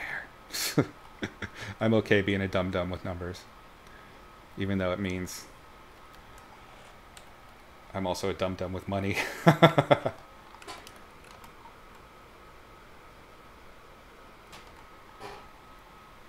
more questions? Hi Dan, Rob, welcome. Hello. Marina, yeah, it's just hours, so much time. Yeah, in a lot of ways, it does seem like learning as a kid is the best way to go. But while kids have all the time, that discipline and the desire isn't there. So that's where you get kids, you know, the lucky ones that come from pretty good families, where, you know, they have a closet full of like lacrosse gear and karate gis and things like that. They tried it all, but they didn't have the passion for it. So I think, you know, regardless of age, whenever you develop that passion to learn that thing, just let it consume you. And, you know, as much as you can, as much as life permits. And you'll learn.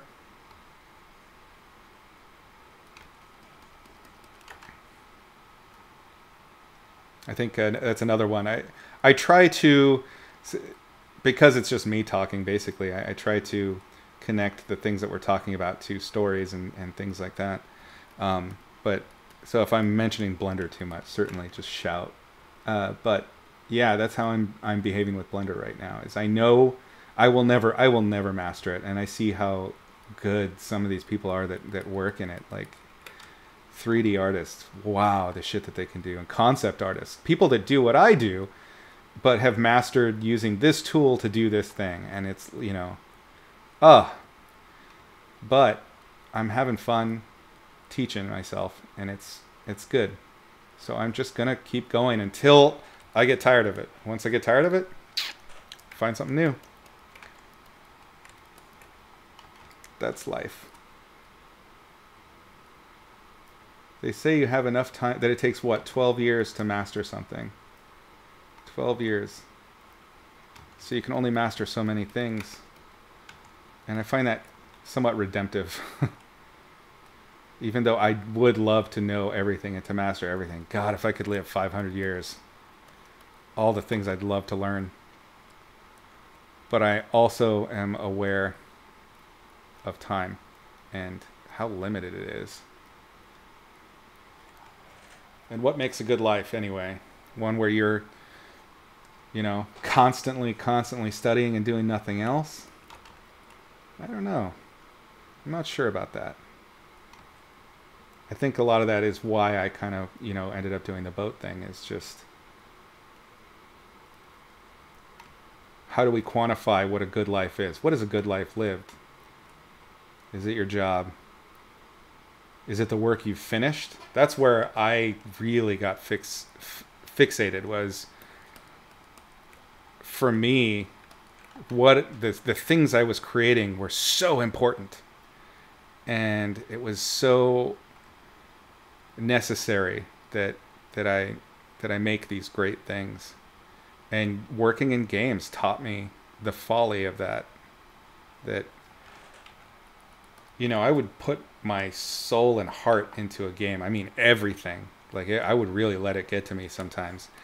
And then the game would come out and it would be this great ejaculation of energy. Like, everything you've worked for, it's all done and it's out there. And then it's in the hands of the fans and the players. And then it's great and you get this moment of, like, reaction at least. And then another game comes out. And another. And another. And it didn't matter that much.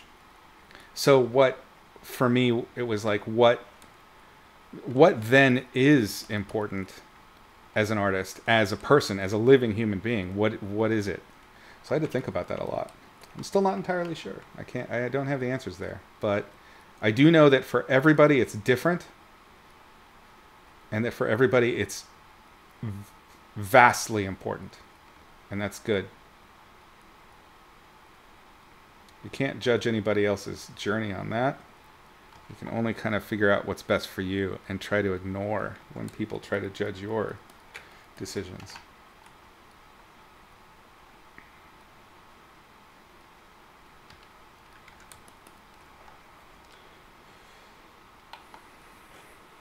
Is there a reason I use the brownish tones for the character? Do you mean the brownish tones I just added? These ones? I added them not so much to change the color, although it did change the color quite a bit. I added them to give a dark back edge to round out the form going into the distance and add a little bit of Z depth to it. The ultimate goal will be, I'm using those darks, or I'm planting those darks now because I know that later I'm going to hint little rim lights and things like that on the far side to suggest other light sources. So it wasn't even so much about the color of the figure itself. It was about how I'm going to use it later for my lighting. I hope that answers your question.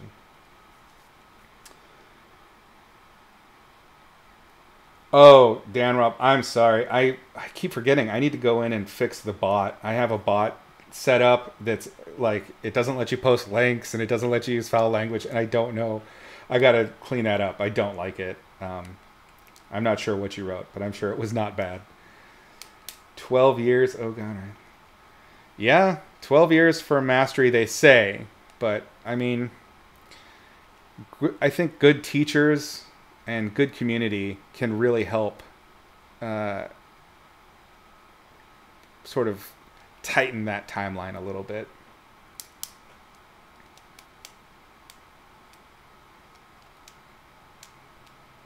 Yeah, Irina, I think you've got the right idea. You know, you don't want to. You want to learn one thing, and you shouldn't sacrifice family for that. You can have both. The thing is to remember not to punish yourself when you're doing the one and not the other. I think we all can work on that.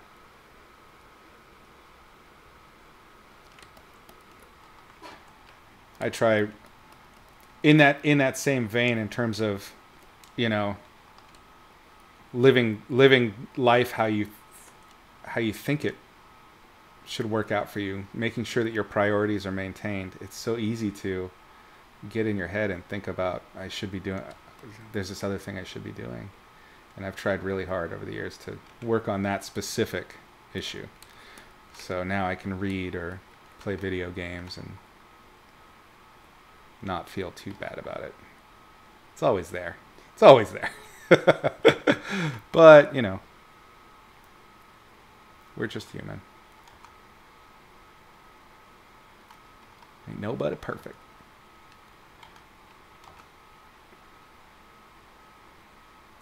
I'm trying to unify the base color for the vertebra without over rendering. I really don't want to render anymore on this. Emotionally, I'm done with this piece, but it's not done. So that does happen to me a lot. And then I got to think about, well, how done is done. Usually it doesn't need to be as done as I think it is. I think it does. Usually it's pretty done. This is getting close to being pretty done. I could just do... In fact, sometimes when I'm feeling like that, I'll do a jump ahead, and I'll show you guys that right now. Sometimes, yeah, I've been noodling, and I'm like, this is never ending. I'm never going to get away from this thing. So then I will go straight to my finishing moves, the effects, those final details, those final lights, just cha-cha-cha-cha, put in that last bit of kung fu. And what that does is it shows you what is missing. So we're going to see. Because I'm not sure. I've been noodling for so long, I'm kind of lost now. So if I jump ahead, I'm going to grab a sharp textured brush. Let me flip it again. Always be flipping. And I'm going to go ahead and add in that rim light right now. This is just the notes. Give yourself notes. It needs to be bright, but it can't be so bright that it breaks my lighting scenario. And I'm just going to jump ahead, and I'm going to hint at this stuff.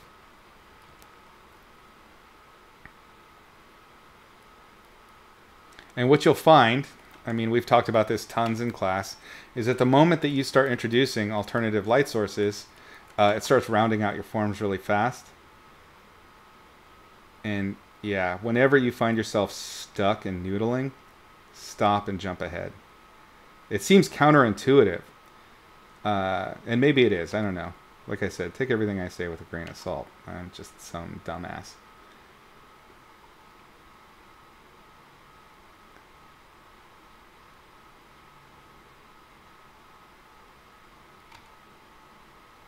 Beyond the actual rules of light, in terms of doing our paintings, everything else is totally subjective.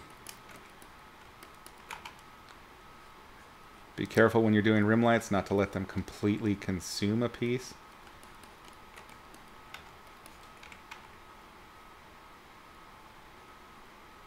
I'm painting lightly so that the texture is held, and then just doing brush control in the aftermath, which is totally digital cheating, but why not?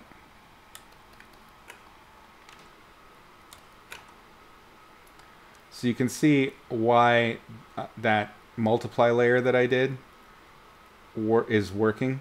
It gave these lights, which are not that light. Well, I guess that's pretty light, 75%. It's giving them something to work against, because only contrast is where you can see edges.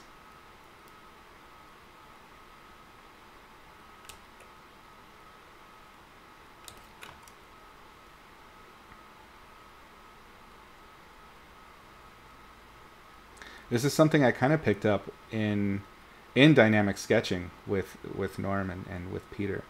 We would work with markers and pen. Like I said, it was all about getting it down, and a lot of the finishing was done with white colored pencils. This was all done on toned paper, so all the finishing was done with white pencils and white gel pens. And sometimes I would jump ahead to the gel pen and find that actually I was done before I thought I was. I did enough.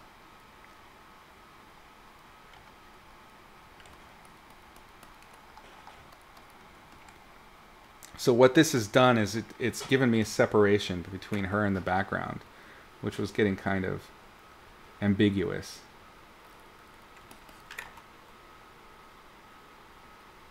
It's also helping with materials. I can hint at moistness. And it doesn't take much. Okay. You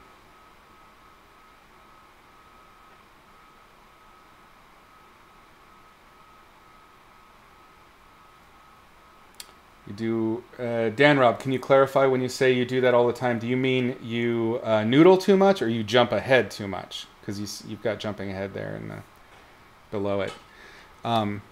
In this case, we're using jumping ahead to as a sort of a benefit. We're using it to test the rest of the painting. by including these details and this light, we're checking to see how much there's left to do. Yeah, that is a danger. If you jump ahead because you're bored. If you're going to do this, don't jump ahead because you're bored. Jump ahead because you've been working at something too long. You've been noodling. It's a good idea to paint on multiple layers for all sorts of reasons. But there is one kind of added benefit, and that is if you're working on multiple layers and you've been working on a layer for hours, and if you were to turn off that layer and nothing really changes, it might be that you're noodling. So maybe that's a good time to jump ahead. I mean, I've been talking, so there's a little bit of mix with that too, but it's a good what's the word I'm looking for? It's a good litmus test to check. If you're able to turn off a layer that you've been noodling for hours, and really it doesn't change the outcome that much, or in some cases, and this totally happens, and it does happen to me, it's worse, stop.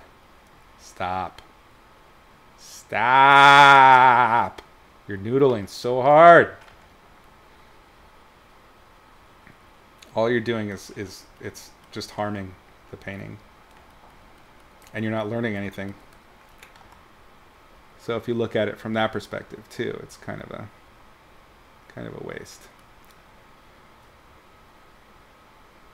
So here's an example. I light over here and do little textured rims on her hand. From a distance, it reads and it holds. It feels like, okay, that's the outer edge of her hand. I add it here on her foot, and it's not working. That tells me that foot is not rendered enough. Do you see what I'm talking about? It's a really subtle little game you're playing there with yourself, but you're testing. You're just testing. You're adding details in places where there aren't a lot of details. The places where you can get away with it are places where you've probably detailed enough. I also want to, since this is a like quaternary detail layer, I'm going to do my speculars here now too. So we haven't really broken over 75 in any of this. 75% white, especially on her. 75 is the brightest with that rim light. I don't want to compete with the rim light in terms of value. So either the rim light needs to be my brightest bright, or this new light source I'm about to introduce. But there's only one way to find out. Let's test it. Excuse me again. She has lots of warms already, and I think this color being warmish isn't helping. So let's cool it off and see if that does something different to her. Let's drop the saturation just a tad. Let's see if that helps make the warmth of her skin pop a little bit more. I think it does. Now, if you follow my work at all, you know that I love doing slippery, slimy, squidgy things. But this is something I'm working on myself. I'm overly dependent on how easily that texture and that material can make something look cool. And I'm really trying to focus now on making sure that I only add highlights on skin when it makes sense, and trying to let more of it live in the midtones. A little bit of that Sargent action, you know?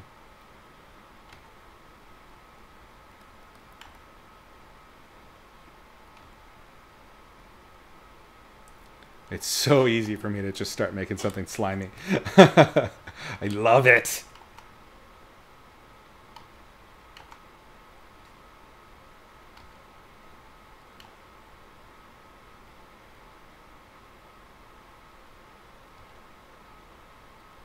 See that? What I just did there? Too much.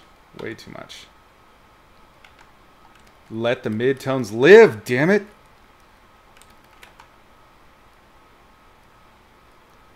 Just make sure that I do my speculars only where speculars are necessary. And I think I'm going to go back and do the opposite now and actually bring back midtones.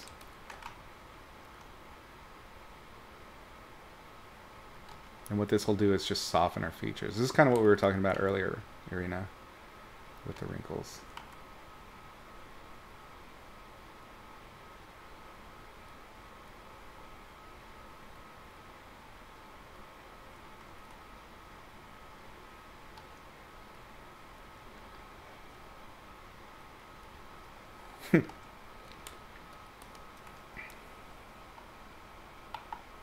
Getting bored jumping ahead. Yeah. Yeah, give that a try, Dan Rob. You'll see if it's useful for you or not. I think it might be.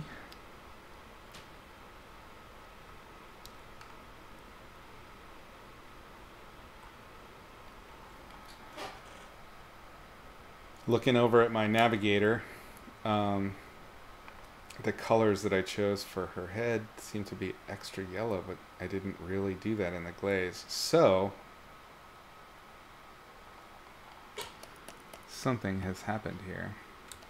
I have made the rest of her body too red and her head too yellow. So, instead of going in and colorizing everything in order to unify, what I'm going to try and do, and this is, I'm not even sure if it'll work, but I'm going to try and introduce colors by color picking from over here to this side and then doing the inverse and hope that I can marry them in the middle somewhere.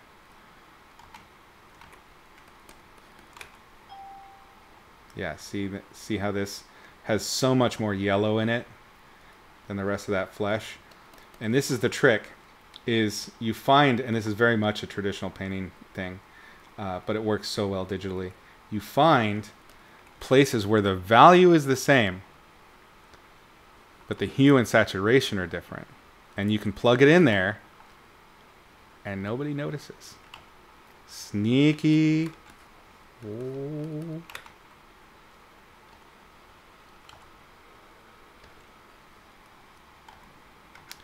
And it's sometimes really hard to see with this glare. I'm gonna have to figure something out for that as we go into the future.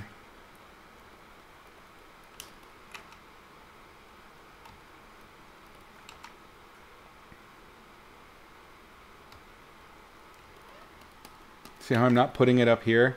It doesn't fit there. Just where it's just right at the edge of shadows, I can introduce that yellow, and it's going to unify the colors quite significantly. I may not have to do a colorize or anything like that at all. I'm definitely bringing in this pectoral sag again. I am totally breaking the value key in the initial, but I'm cleaning it up, hopefully.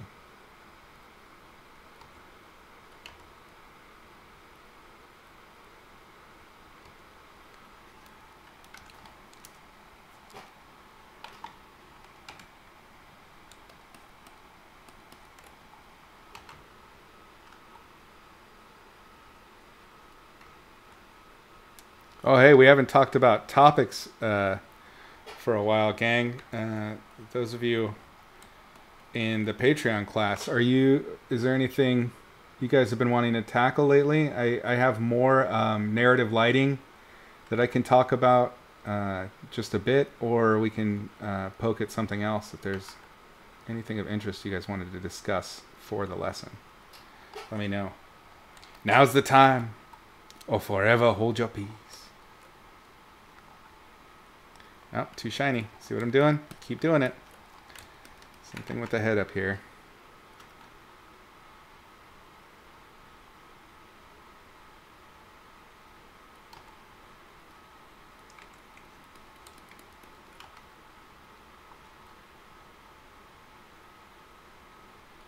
Now the skull part, where the skin is stretched thin, I'm going to let that be a little bit shiny.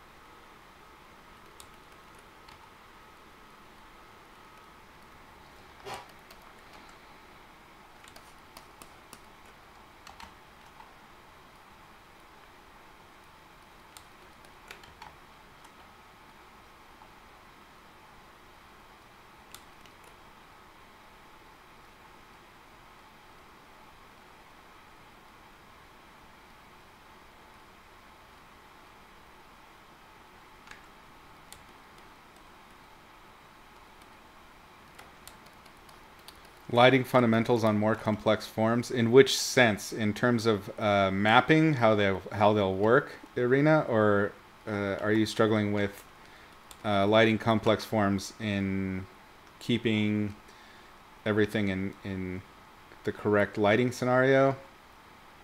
You at all?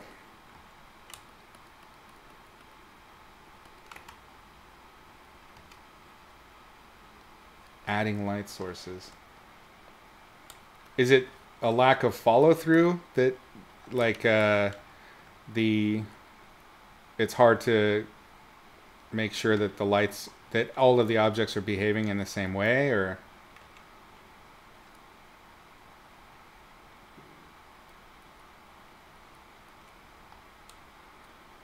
If the shadow areas are affected by ambient light, the skylight, which would be blue, shouldn't the shadows be a little more on the cool side? Depends.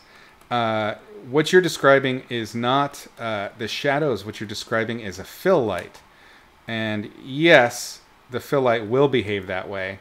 We haven't really included it yet. But the fill light will be visible.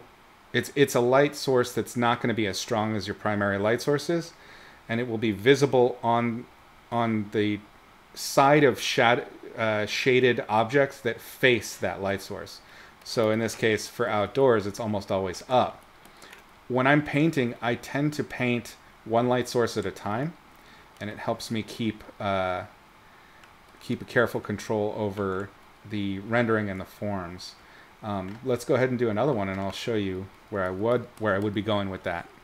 So we would pick that light color, and it should never be as bright as the light source. And the temptation is, and I see this a lot, is to just go in and actually just paint that blue on top. Obviously, you can't do that. If you do that, it's going to change the base color of the thing you're working on. What you want instead is to find a nice in-between mix, because you're actually mixing the light and the form.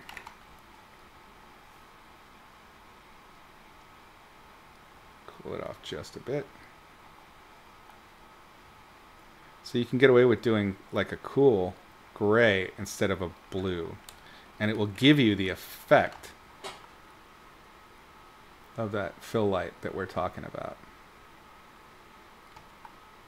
And this actually does kind of tie into what I was talking about in the jumping ahead part, is when you're using my system and you're noodling on one light source for too long, which I've definitely done, going in and throwing in your tertiaries and secondaries can help a lot.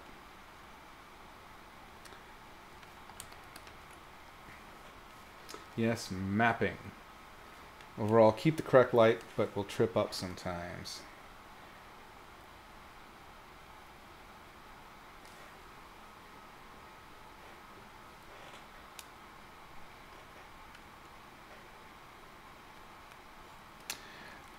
No, actually your instinct is correct. The mapping on her light is, the light mapping on her face is somewhat different than her shoulders. I haven't gone in and really slammed it yet. That's partially narrative lighting.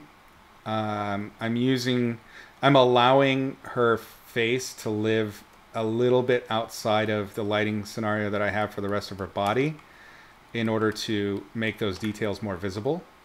But I will show you how it should work.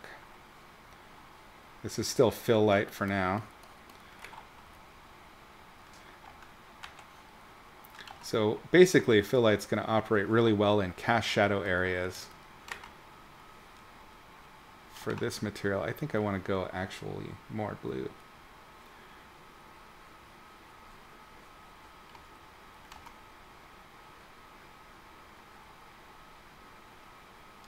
So see how the fill light it can't affect the lit part, because the light is hitting there. It's just not bright enough to overpower the other lighting. And this is how your fill light should behave. We can even do bounce light if we wanted to. We'll just do shorthand and use what's there.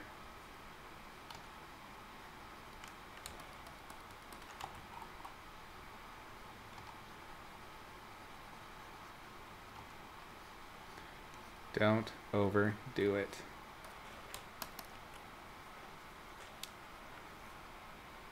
Yeah, Dan Rob, that's actually what that's what the lessons are right now, is on lighting for narrative, where you break the rules specifically to describe a specific feature or detail.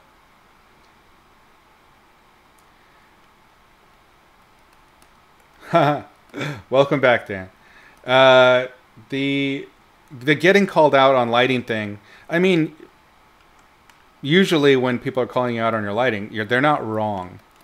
But ideally, what you're going to want to happen is that when you've broken the rules, the reasons are pretty transparent.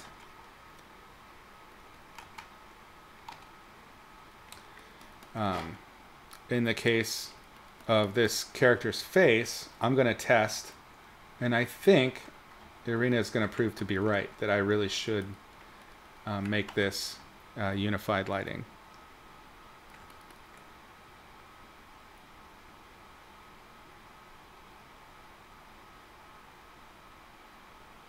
My worry was, so that this shadow, which in my mind, in my darkest of minds, I call the snot shadow. I've never actually mentioned that out in the open before, but it's true. I've always thought of it as the snot shadow, the shadow that comes. I think I have one right now. No, not so much. There's a shadow that comes underneath the nose from strong top-down lighting, and I always find it, I don't know, it annoys me. It might be related to what I was talking about earlier about the Loomis and wrinkles thing. Like, it's a detail that I know will confuse the face, even though it is accurate. It can make things look not so good.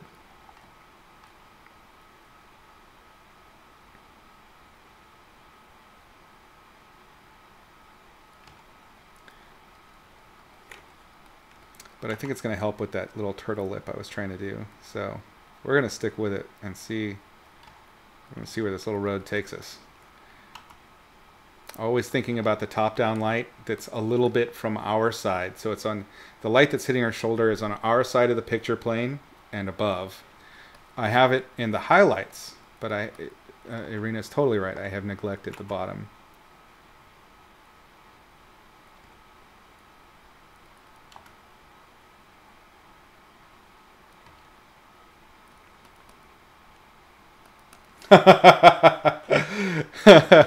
I love it when I remember I would do that too when I was a student, where like the teacher would be doing something and they were talking and blabbing, and I would just see the one thing, and that's all I could see. I did it in my very first video, the lighting video that's available on YouTube. I was talking about cast shadows. It was a very similar situation, talking about cast shadows, and I had cast the shadows on every element except for the one I most recently added, and as a result, yeah, I think a lot of people went kooky on that one. Damn it! I acknowledged it, at least. I wasn't trolling for troll's sake.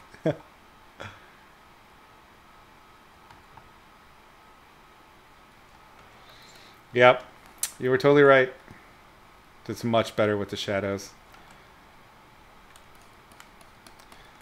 Although it also means that I need to knock down the highlights again, because with these new darks, the highlights have a stronger contrast drop-off around them, and it makes her look shiny again.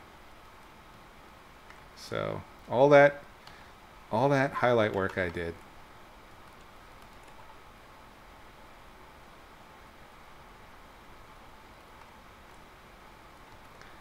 But when you're right, you're right. Love the style. Glad to share the knowledge. Yeah, hey. I am happy to share this stuff. This is very fun. I'm enjoying the stream, and I've been enjoying the teaching thing. It's cool.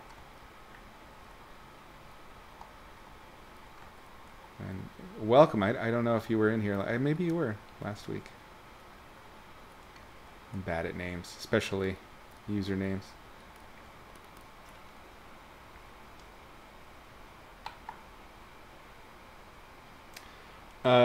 Irina, can you elaborate that question? I did not decide on the color of the light until recently. Which light?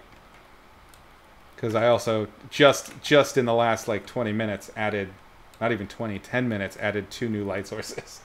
We have our fill, our little cool fill lights that are on the backside, and we've added the rim light on the other side of the form.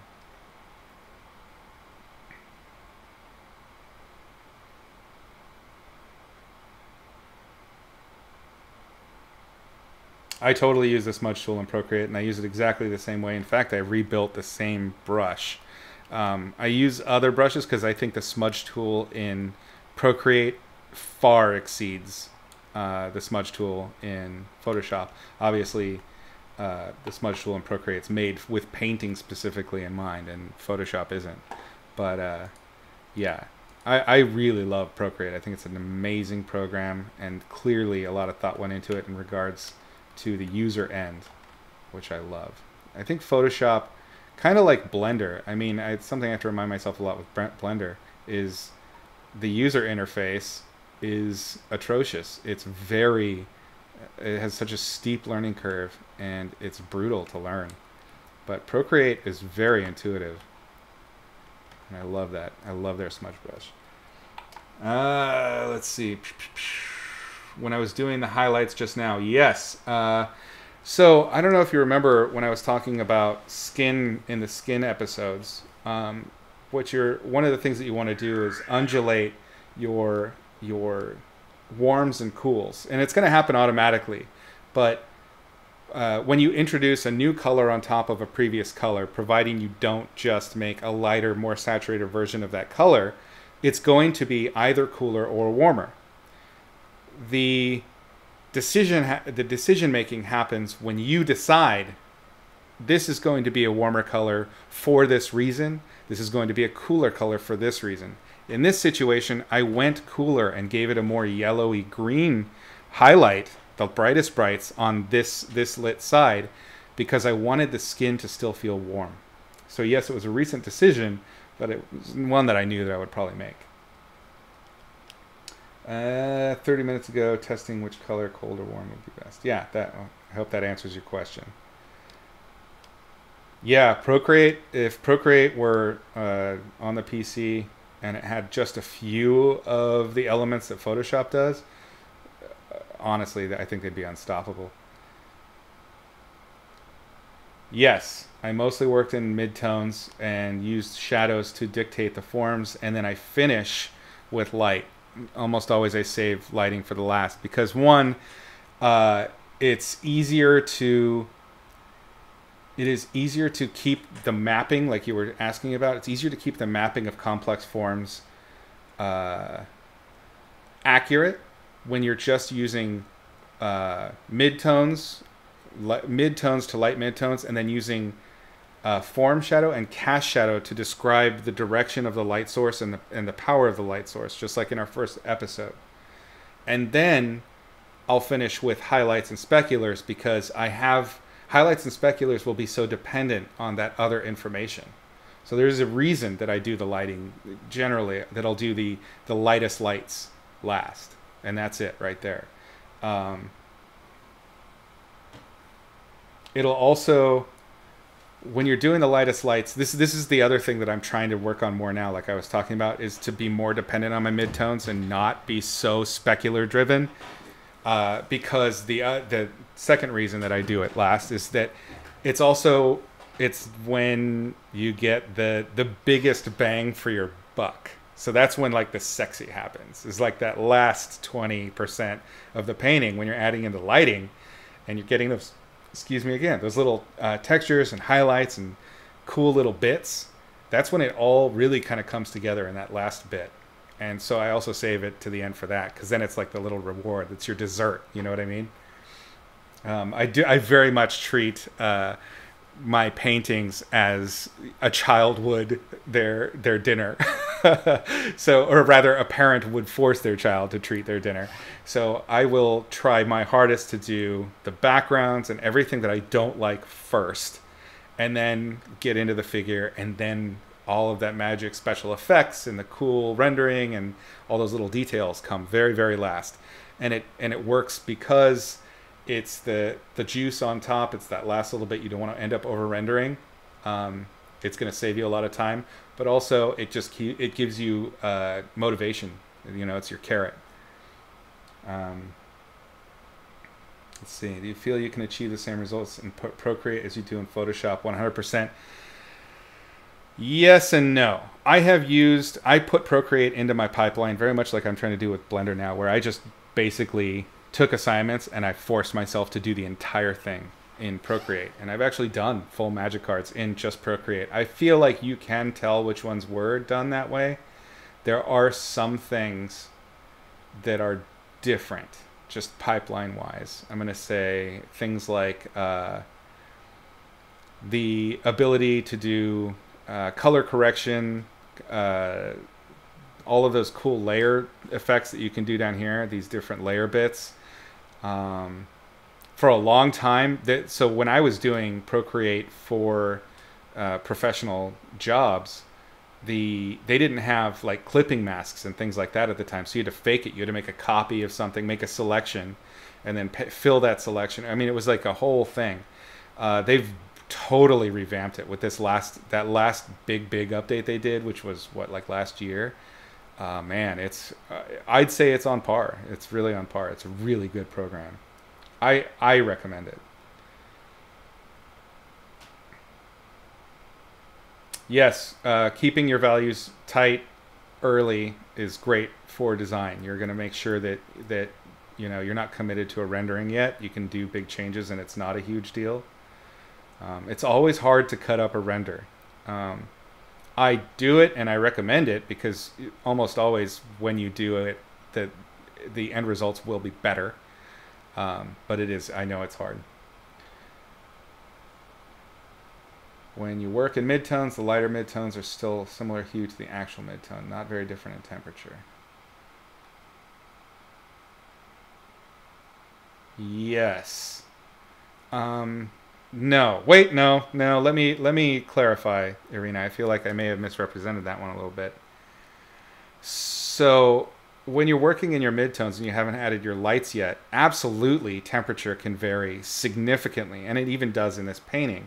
And hue can vary very significantly. We use logic like, if there's subsurface scattering, what's underneath that surface that would change the color, the base color of that midtone. If we were working with lights right away, we would think about, and I think we did a little bit. There are parts of this that were cooler, but most of the decisions I made were about the infrastructure underneath the skin. But there were things like the back. I knew that I was going to put a cool light on it eventually, so I never bothered really warming it up. You're going to change hue and saturation dependent on local base color and how it's going to behave with the light. The temperature shifting in order to create vibrant skin with purpose tends to come as you light up the lit side, as you begin to render the lit side, undulating back and forth between cool and warm and things like that, or adding in other hues can give you a lot of great payoff in making the skin feel vibrant and alive, if that makes sense. So I think, yeah, I'll probably do like another 20 minutes on this thing, and then we're going to call it done, because this thing has been noodled to death. And if I turn on, I'm going to blur the background even more, because the brush strokes back there are no longer in phase with the rendering of the figure. The figure is so tightly rendered now that the background actually looks kind of bad, I think. So what we'll do, we'll see. We'll experiment. What I should have done is probably start adding my final lights sooner. A lot of this is just me getting used to casting and talking and all of that at the same time. And when I'm talking, it's easier to noodle than it is to make big decisions. So I ended up and that's where we started. I don't know if you remember her there. So it's definitely affecting my outcome. I'm going to turn off her layer, select all, copy merged. Nope, that's not at all what I wanted. Uh-oh. Something weird is happening.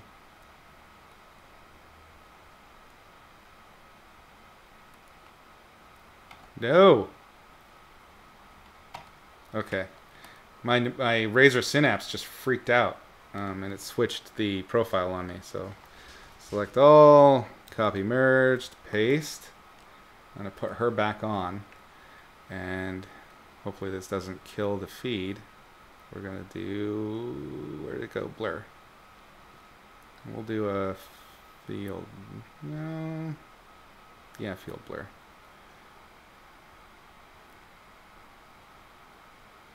This is totally cheating, and I'm totally fine with that. Just a bit. Hit enter. And that layer will blur. While it's blurring, I can read. With all the knowledge you've obtained, what would your daily routine be if you had to start over from scratch with the end goal being freelance illustrator with clients such as Magic? I would not change anything, honestly. I mean, I did it, by the time I got to working on Magic, it was fairly timely, and it fit the effort that I had put in at that point. I think in a lot of ways I did it the best I could do it. There really isn't anything else I would do. I worked really hard, and you know, I put in a lot of time on painting and study when I was finishing school. Art Center, where I went to school, is notoriously brutal in their program, and it's specifically to over prepare you for the real world. So in a lot of ways, by the time I actually got out there, I was more than ready to get cooking right away. So that said, the answer to your question is basically what I did in school was a shitload of work. In terms of daily routine, what would the equivalent be? I drew every day. I had to for assignments. So what this is what we're talking about in terms of academia versus like trying to be an autodidact. So with academia, these things are kind of forced on you. I mean, if you don't do them, you basically gave them money for nothing. So it's a challenge to try and make yourself do this stuff, but that's in essence what it's going to be. Draw every day, paint every day, study with purpose, which would be very much making sure that when you're working on something, you're challenging yourself in some way. This can be a very double-edged sword. A lot of people that are autodidacts right now, their biggest struggle is that they try to do too much too fast, and it doesn't work that way. The best way to learn quickly is not to do everything at once.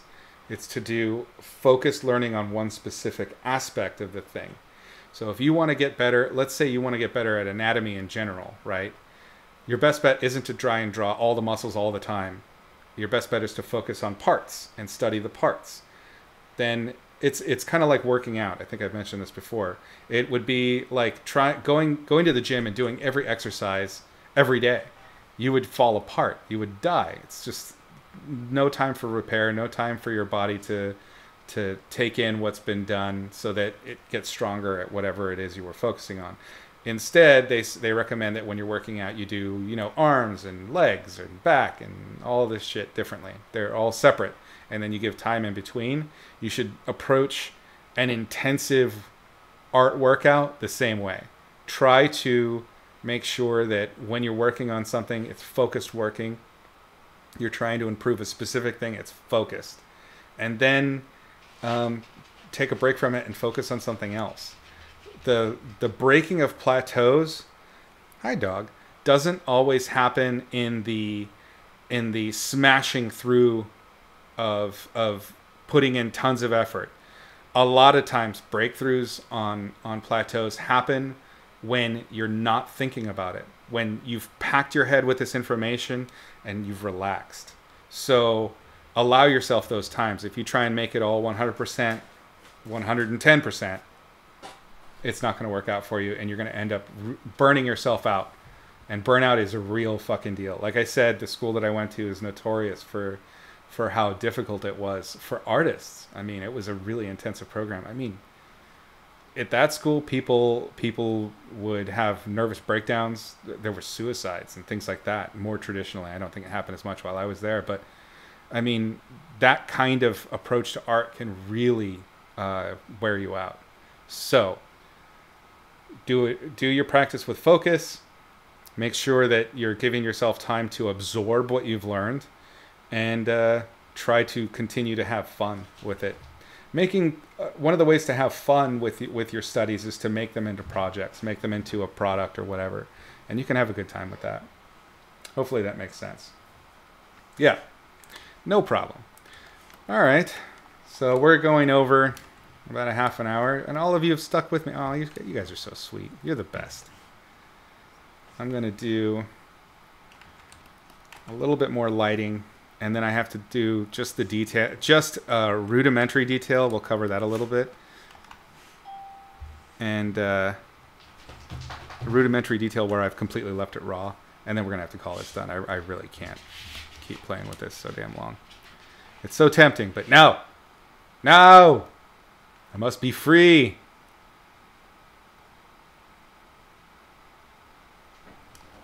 Oops. That is a giant smudge brush.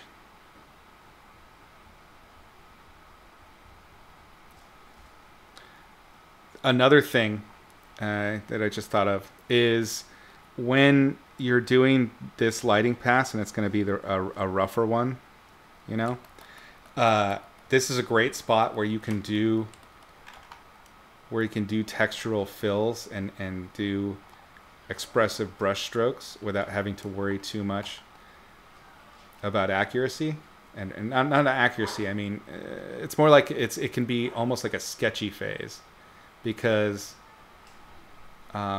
you're bringing life back in with some brush strokes after over rendering so much. But the rendering is there, it's been established, so you're not going to break it too much by being expressive with brush strokes at this point.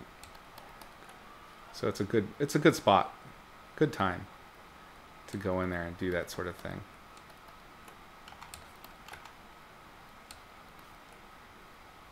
You can see I did it down here on this outer rim of the spine, and those strokes for that light source, even though they're chunky and completely rough, looks great. It's fine.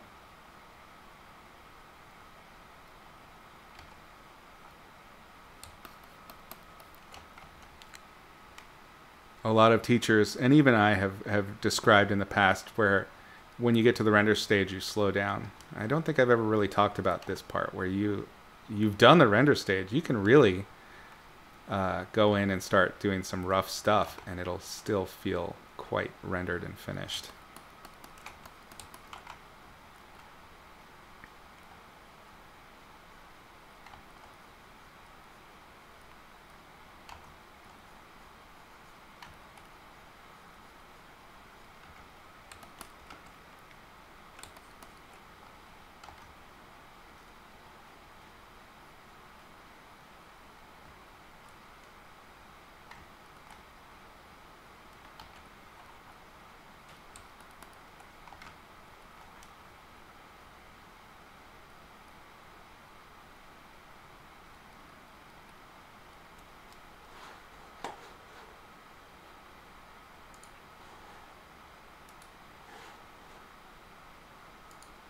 My headphones are dying, so I'm going to take those off.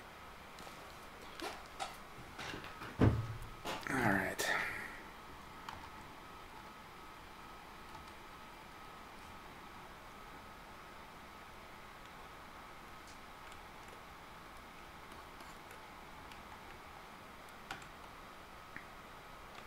I think we'll grab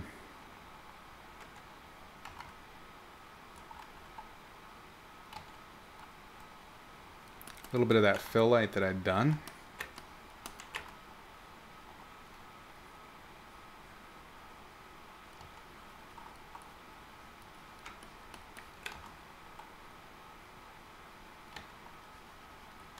And this is me just playing off that highlight again, or that rim light, and giving it a little bit more contrast.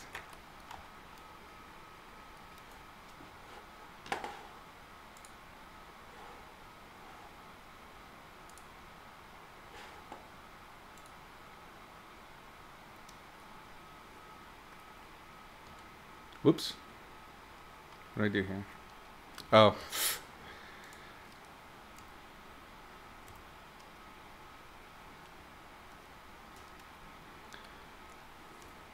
Yeah, not knowing those little menu shortcuts, that would really mess up. That would really mess me up when I was first learning painting. Like, oh no, my palettes are all gone. I don't know where they went. Guess I have to restart my machine.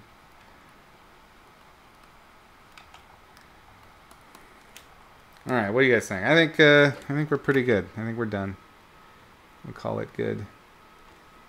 Still somewhat in sketch territory, but I'd rather have sketch territory than super duper overworked myself.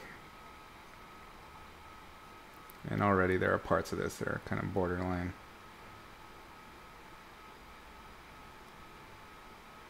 So next week, we'll have to think, maybe in the Discord or something like that, we can talk about something.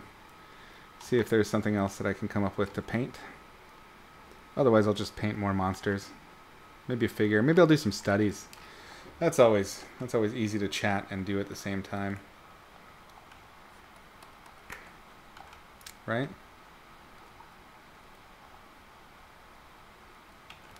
Hate that toe now. So I'm going back to the actual underlying pixels.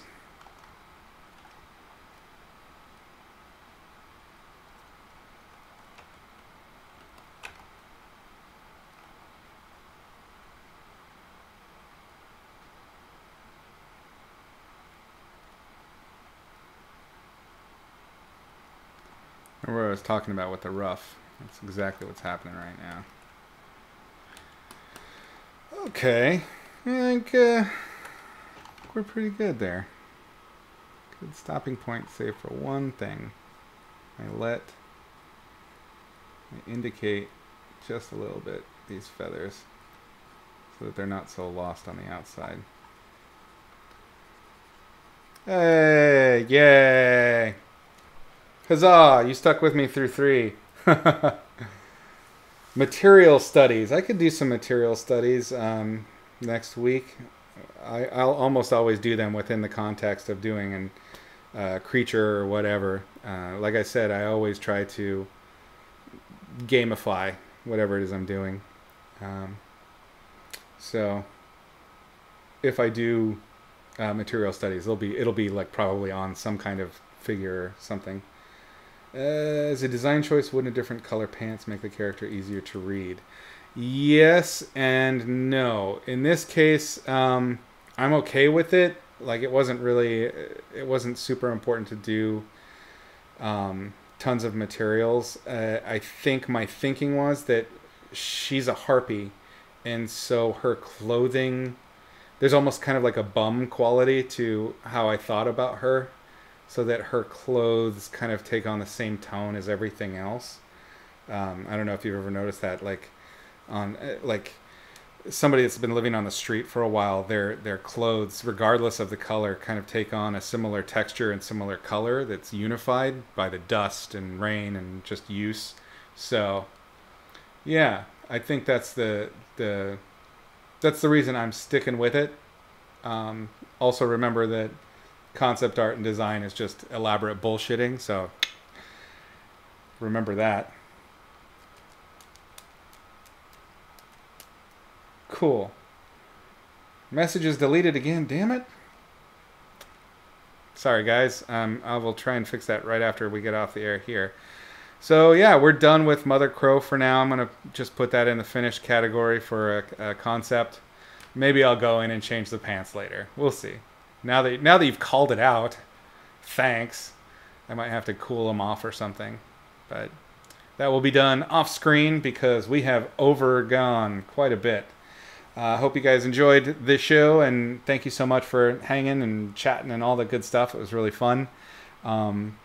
Yeah, if you miss, well, I guess if you're here, obviously, just know that if you miss future episodes, that my YouTube channel is keeping all of these in an archive, so you can, if you want to rewatch something or anything like that, it's all there on YouTube at youtube.com/Izzy Medrano. There's the Patreon, there's Gumroad for individual lessons, if that's your thing. I got a little blurb that's going to come up next if you stick around to watch it. Yeah, thanks for hanging out. As always, paint smart, paint sexy. Hi there. I'm Izzy, a professional writer, concept artist, and illustrator. I've taught painting for a dozen years or so, on and offline. Many of your favorite illustrators and designers have studied with me or under me and have gone on to teach in their own right. You're here because, like they did, you want to learn to paint realistically for illustration or concept art. Well, worry not. You're in the right place. Grab a seat. I want you to join me as I explain all the aspects of image making in extremely digestible and clear monthly lessons. Not through the lens of silly how to paint hair or eye demos. That shit is carnival tricks. And you're not really learning anything except an exact way to render one thing in one manner. This is painting mysticism at its worst. Watching these kinds of exploitative lessons won't help you level up with your understanding. Sure, now you can paint sparkly hair, but what if you want to paint a dragon, or figure out how to render a sea of fire, or depict a one-eyed transgender space marine dying in the vacuum of space? Painting and image making are tools of communication, and can be learned by anyone willing to put in some time. Like grammar is for language, light, color, and form literally follow a formula. Painting well is not a matter of chicken bones, zombie crackers, and the ever-dismissive concept of talent. Learning with my series, Izzy's Logic of Light and Color, will give you the tools and understanding so you can analyze light and form in reality and bring it to life in your work. Using this simple system I have distilled will help you harness your art to share your ideas as you've always intended. When we are children, we all draw in symbols. Symbols for our house, our hands, the sun, the grass, our pet lobster. As we grow into artists, we must learn to throw away symbols and begin to draw and paint what it is we actually see. And as we grow further, we learn to paint beyond what we see and what is actually there. Until finally we move beyond this and learn to trim away what is actually there so we voice only what we want. With me, you're going to have to buckle in and maybe take some pain meds, because I'm going to rip out your normal person's eyes and replace them with a painter's eyes. I'm going to restructure how you see and how you understand what you're seeing. I'm going to turn you into a painting machine. Truly, anyone can learn to paint realistically if they can both determine what they're seeing or imagining with basic and straightforward rules. Once you understand the mechanics of light, color, and form in reality, you will have the capacity to paint anything you can see or imagine realistically. After that, the real fun begins. Here are some of the ways you can join me and master the logic of light and color. The very first lesson of my series is totally free on my YouTube channel. In that lesson, I give you the 3 primary rules of light that are the very foundation of painting and understanding light itself. If you do nothing else to make your painting mastery easier, at least watch this amazing little lesson. It will do more for your basic understanding of light than just about any tutorial you can find. When you're ready to get deeper and you feel like you have those first rules figured out, allow me to utterly blow your mind with the next episodes available on Gumroad and ArtStation. As we go deeper into the rules underlying the logic of light and color, I carefully and simply explain important and interesting elements. From beginner to pro, there is an amazing amount of information available. Each concept has been distilled into the clearest explanation you're likely to find anywhere. Like episode 2, where we cover the atmospheric effect and how that relates to light, scale, and distance of objects in reality, and how to render it. Or episode 3, where I hand over the ultimate key to controlling value in your paintings. Episodes 5 through 8 are all about rendering materials, Want to understand the logic behind rendering metal, leather, hair, transparency, damn near anything? I even cover the logic behind painting special effects like fire, neon, or lightsabers in later episodes. The lessons just get deeper and more detailed as I build on the foundations covered in preceding episodes. The 10th gives you the most important rule of composition you'll ever learn to keep your images interesting. The next few episodes cover important painting techniques like my edge control ninjutsu or simplification with the large to small system. We dip a toe in color theory, devote a few episodes to finishing full-blown illustrations utilizing the techniques we've learned so far. Some episodes, like the lighting game or Advanced Exercises 1, the shirt, present cheap, valuable, and practical exercises to give you explosive growth in your development. Episodes 22 through 25 cover painting and illustration just like I do for Magic the Gathering, from assignment and inception to signing the painting at the end. Each one is full of tips, knowledge, everything to make working as an illustrator easier. Did you enjoy learning how to paint basic materials? Metal, wood, and such? I got 3 whole episodes devoted to the intricate logic behind painting different kinds of skin. After that, more lessons devoted to pumping life into your portraits and original methods for accurately drawing faces out of your head. From fundamentals to photo bashing, Gumroad and ArtStation have every lesson I create available for purchase a la carte. But here's an even better way to learn with me. Stay current with my latest lessons on Patreon for the lowest price available. Monthly support gets my student that month's lesson, a critique or paint over of their finished work, a discount code for 25% off the entire Gumroad archive, and access to the Logic of Light and Color Discord community, where we plan future lessons, share knowledge, and learn together as a team. The absolute best method is to join my Patreon classroom at the Student Plus tier, where you'll get everything I just mentioned and a free episode from the archive every month to accelerate your mastery at your own pace. You've decided to take control of your painting and master Izzy's logic of light and color. Now it's up to you to choose the path that's best for you. I'll see you on the flip side. Paint smart, paint sexy.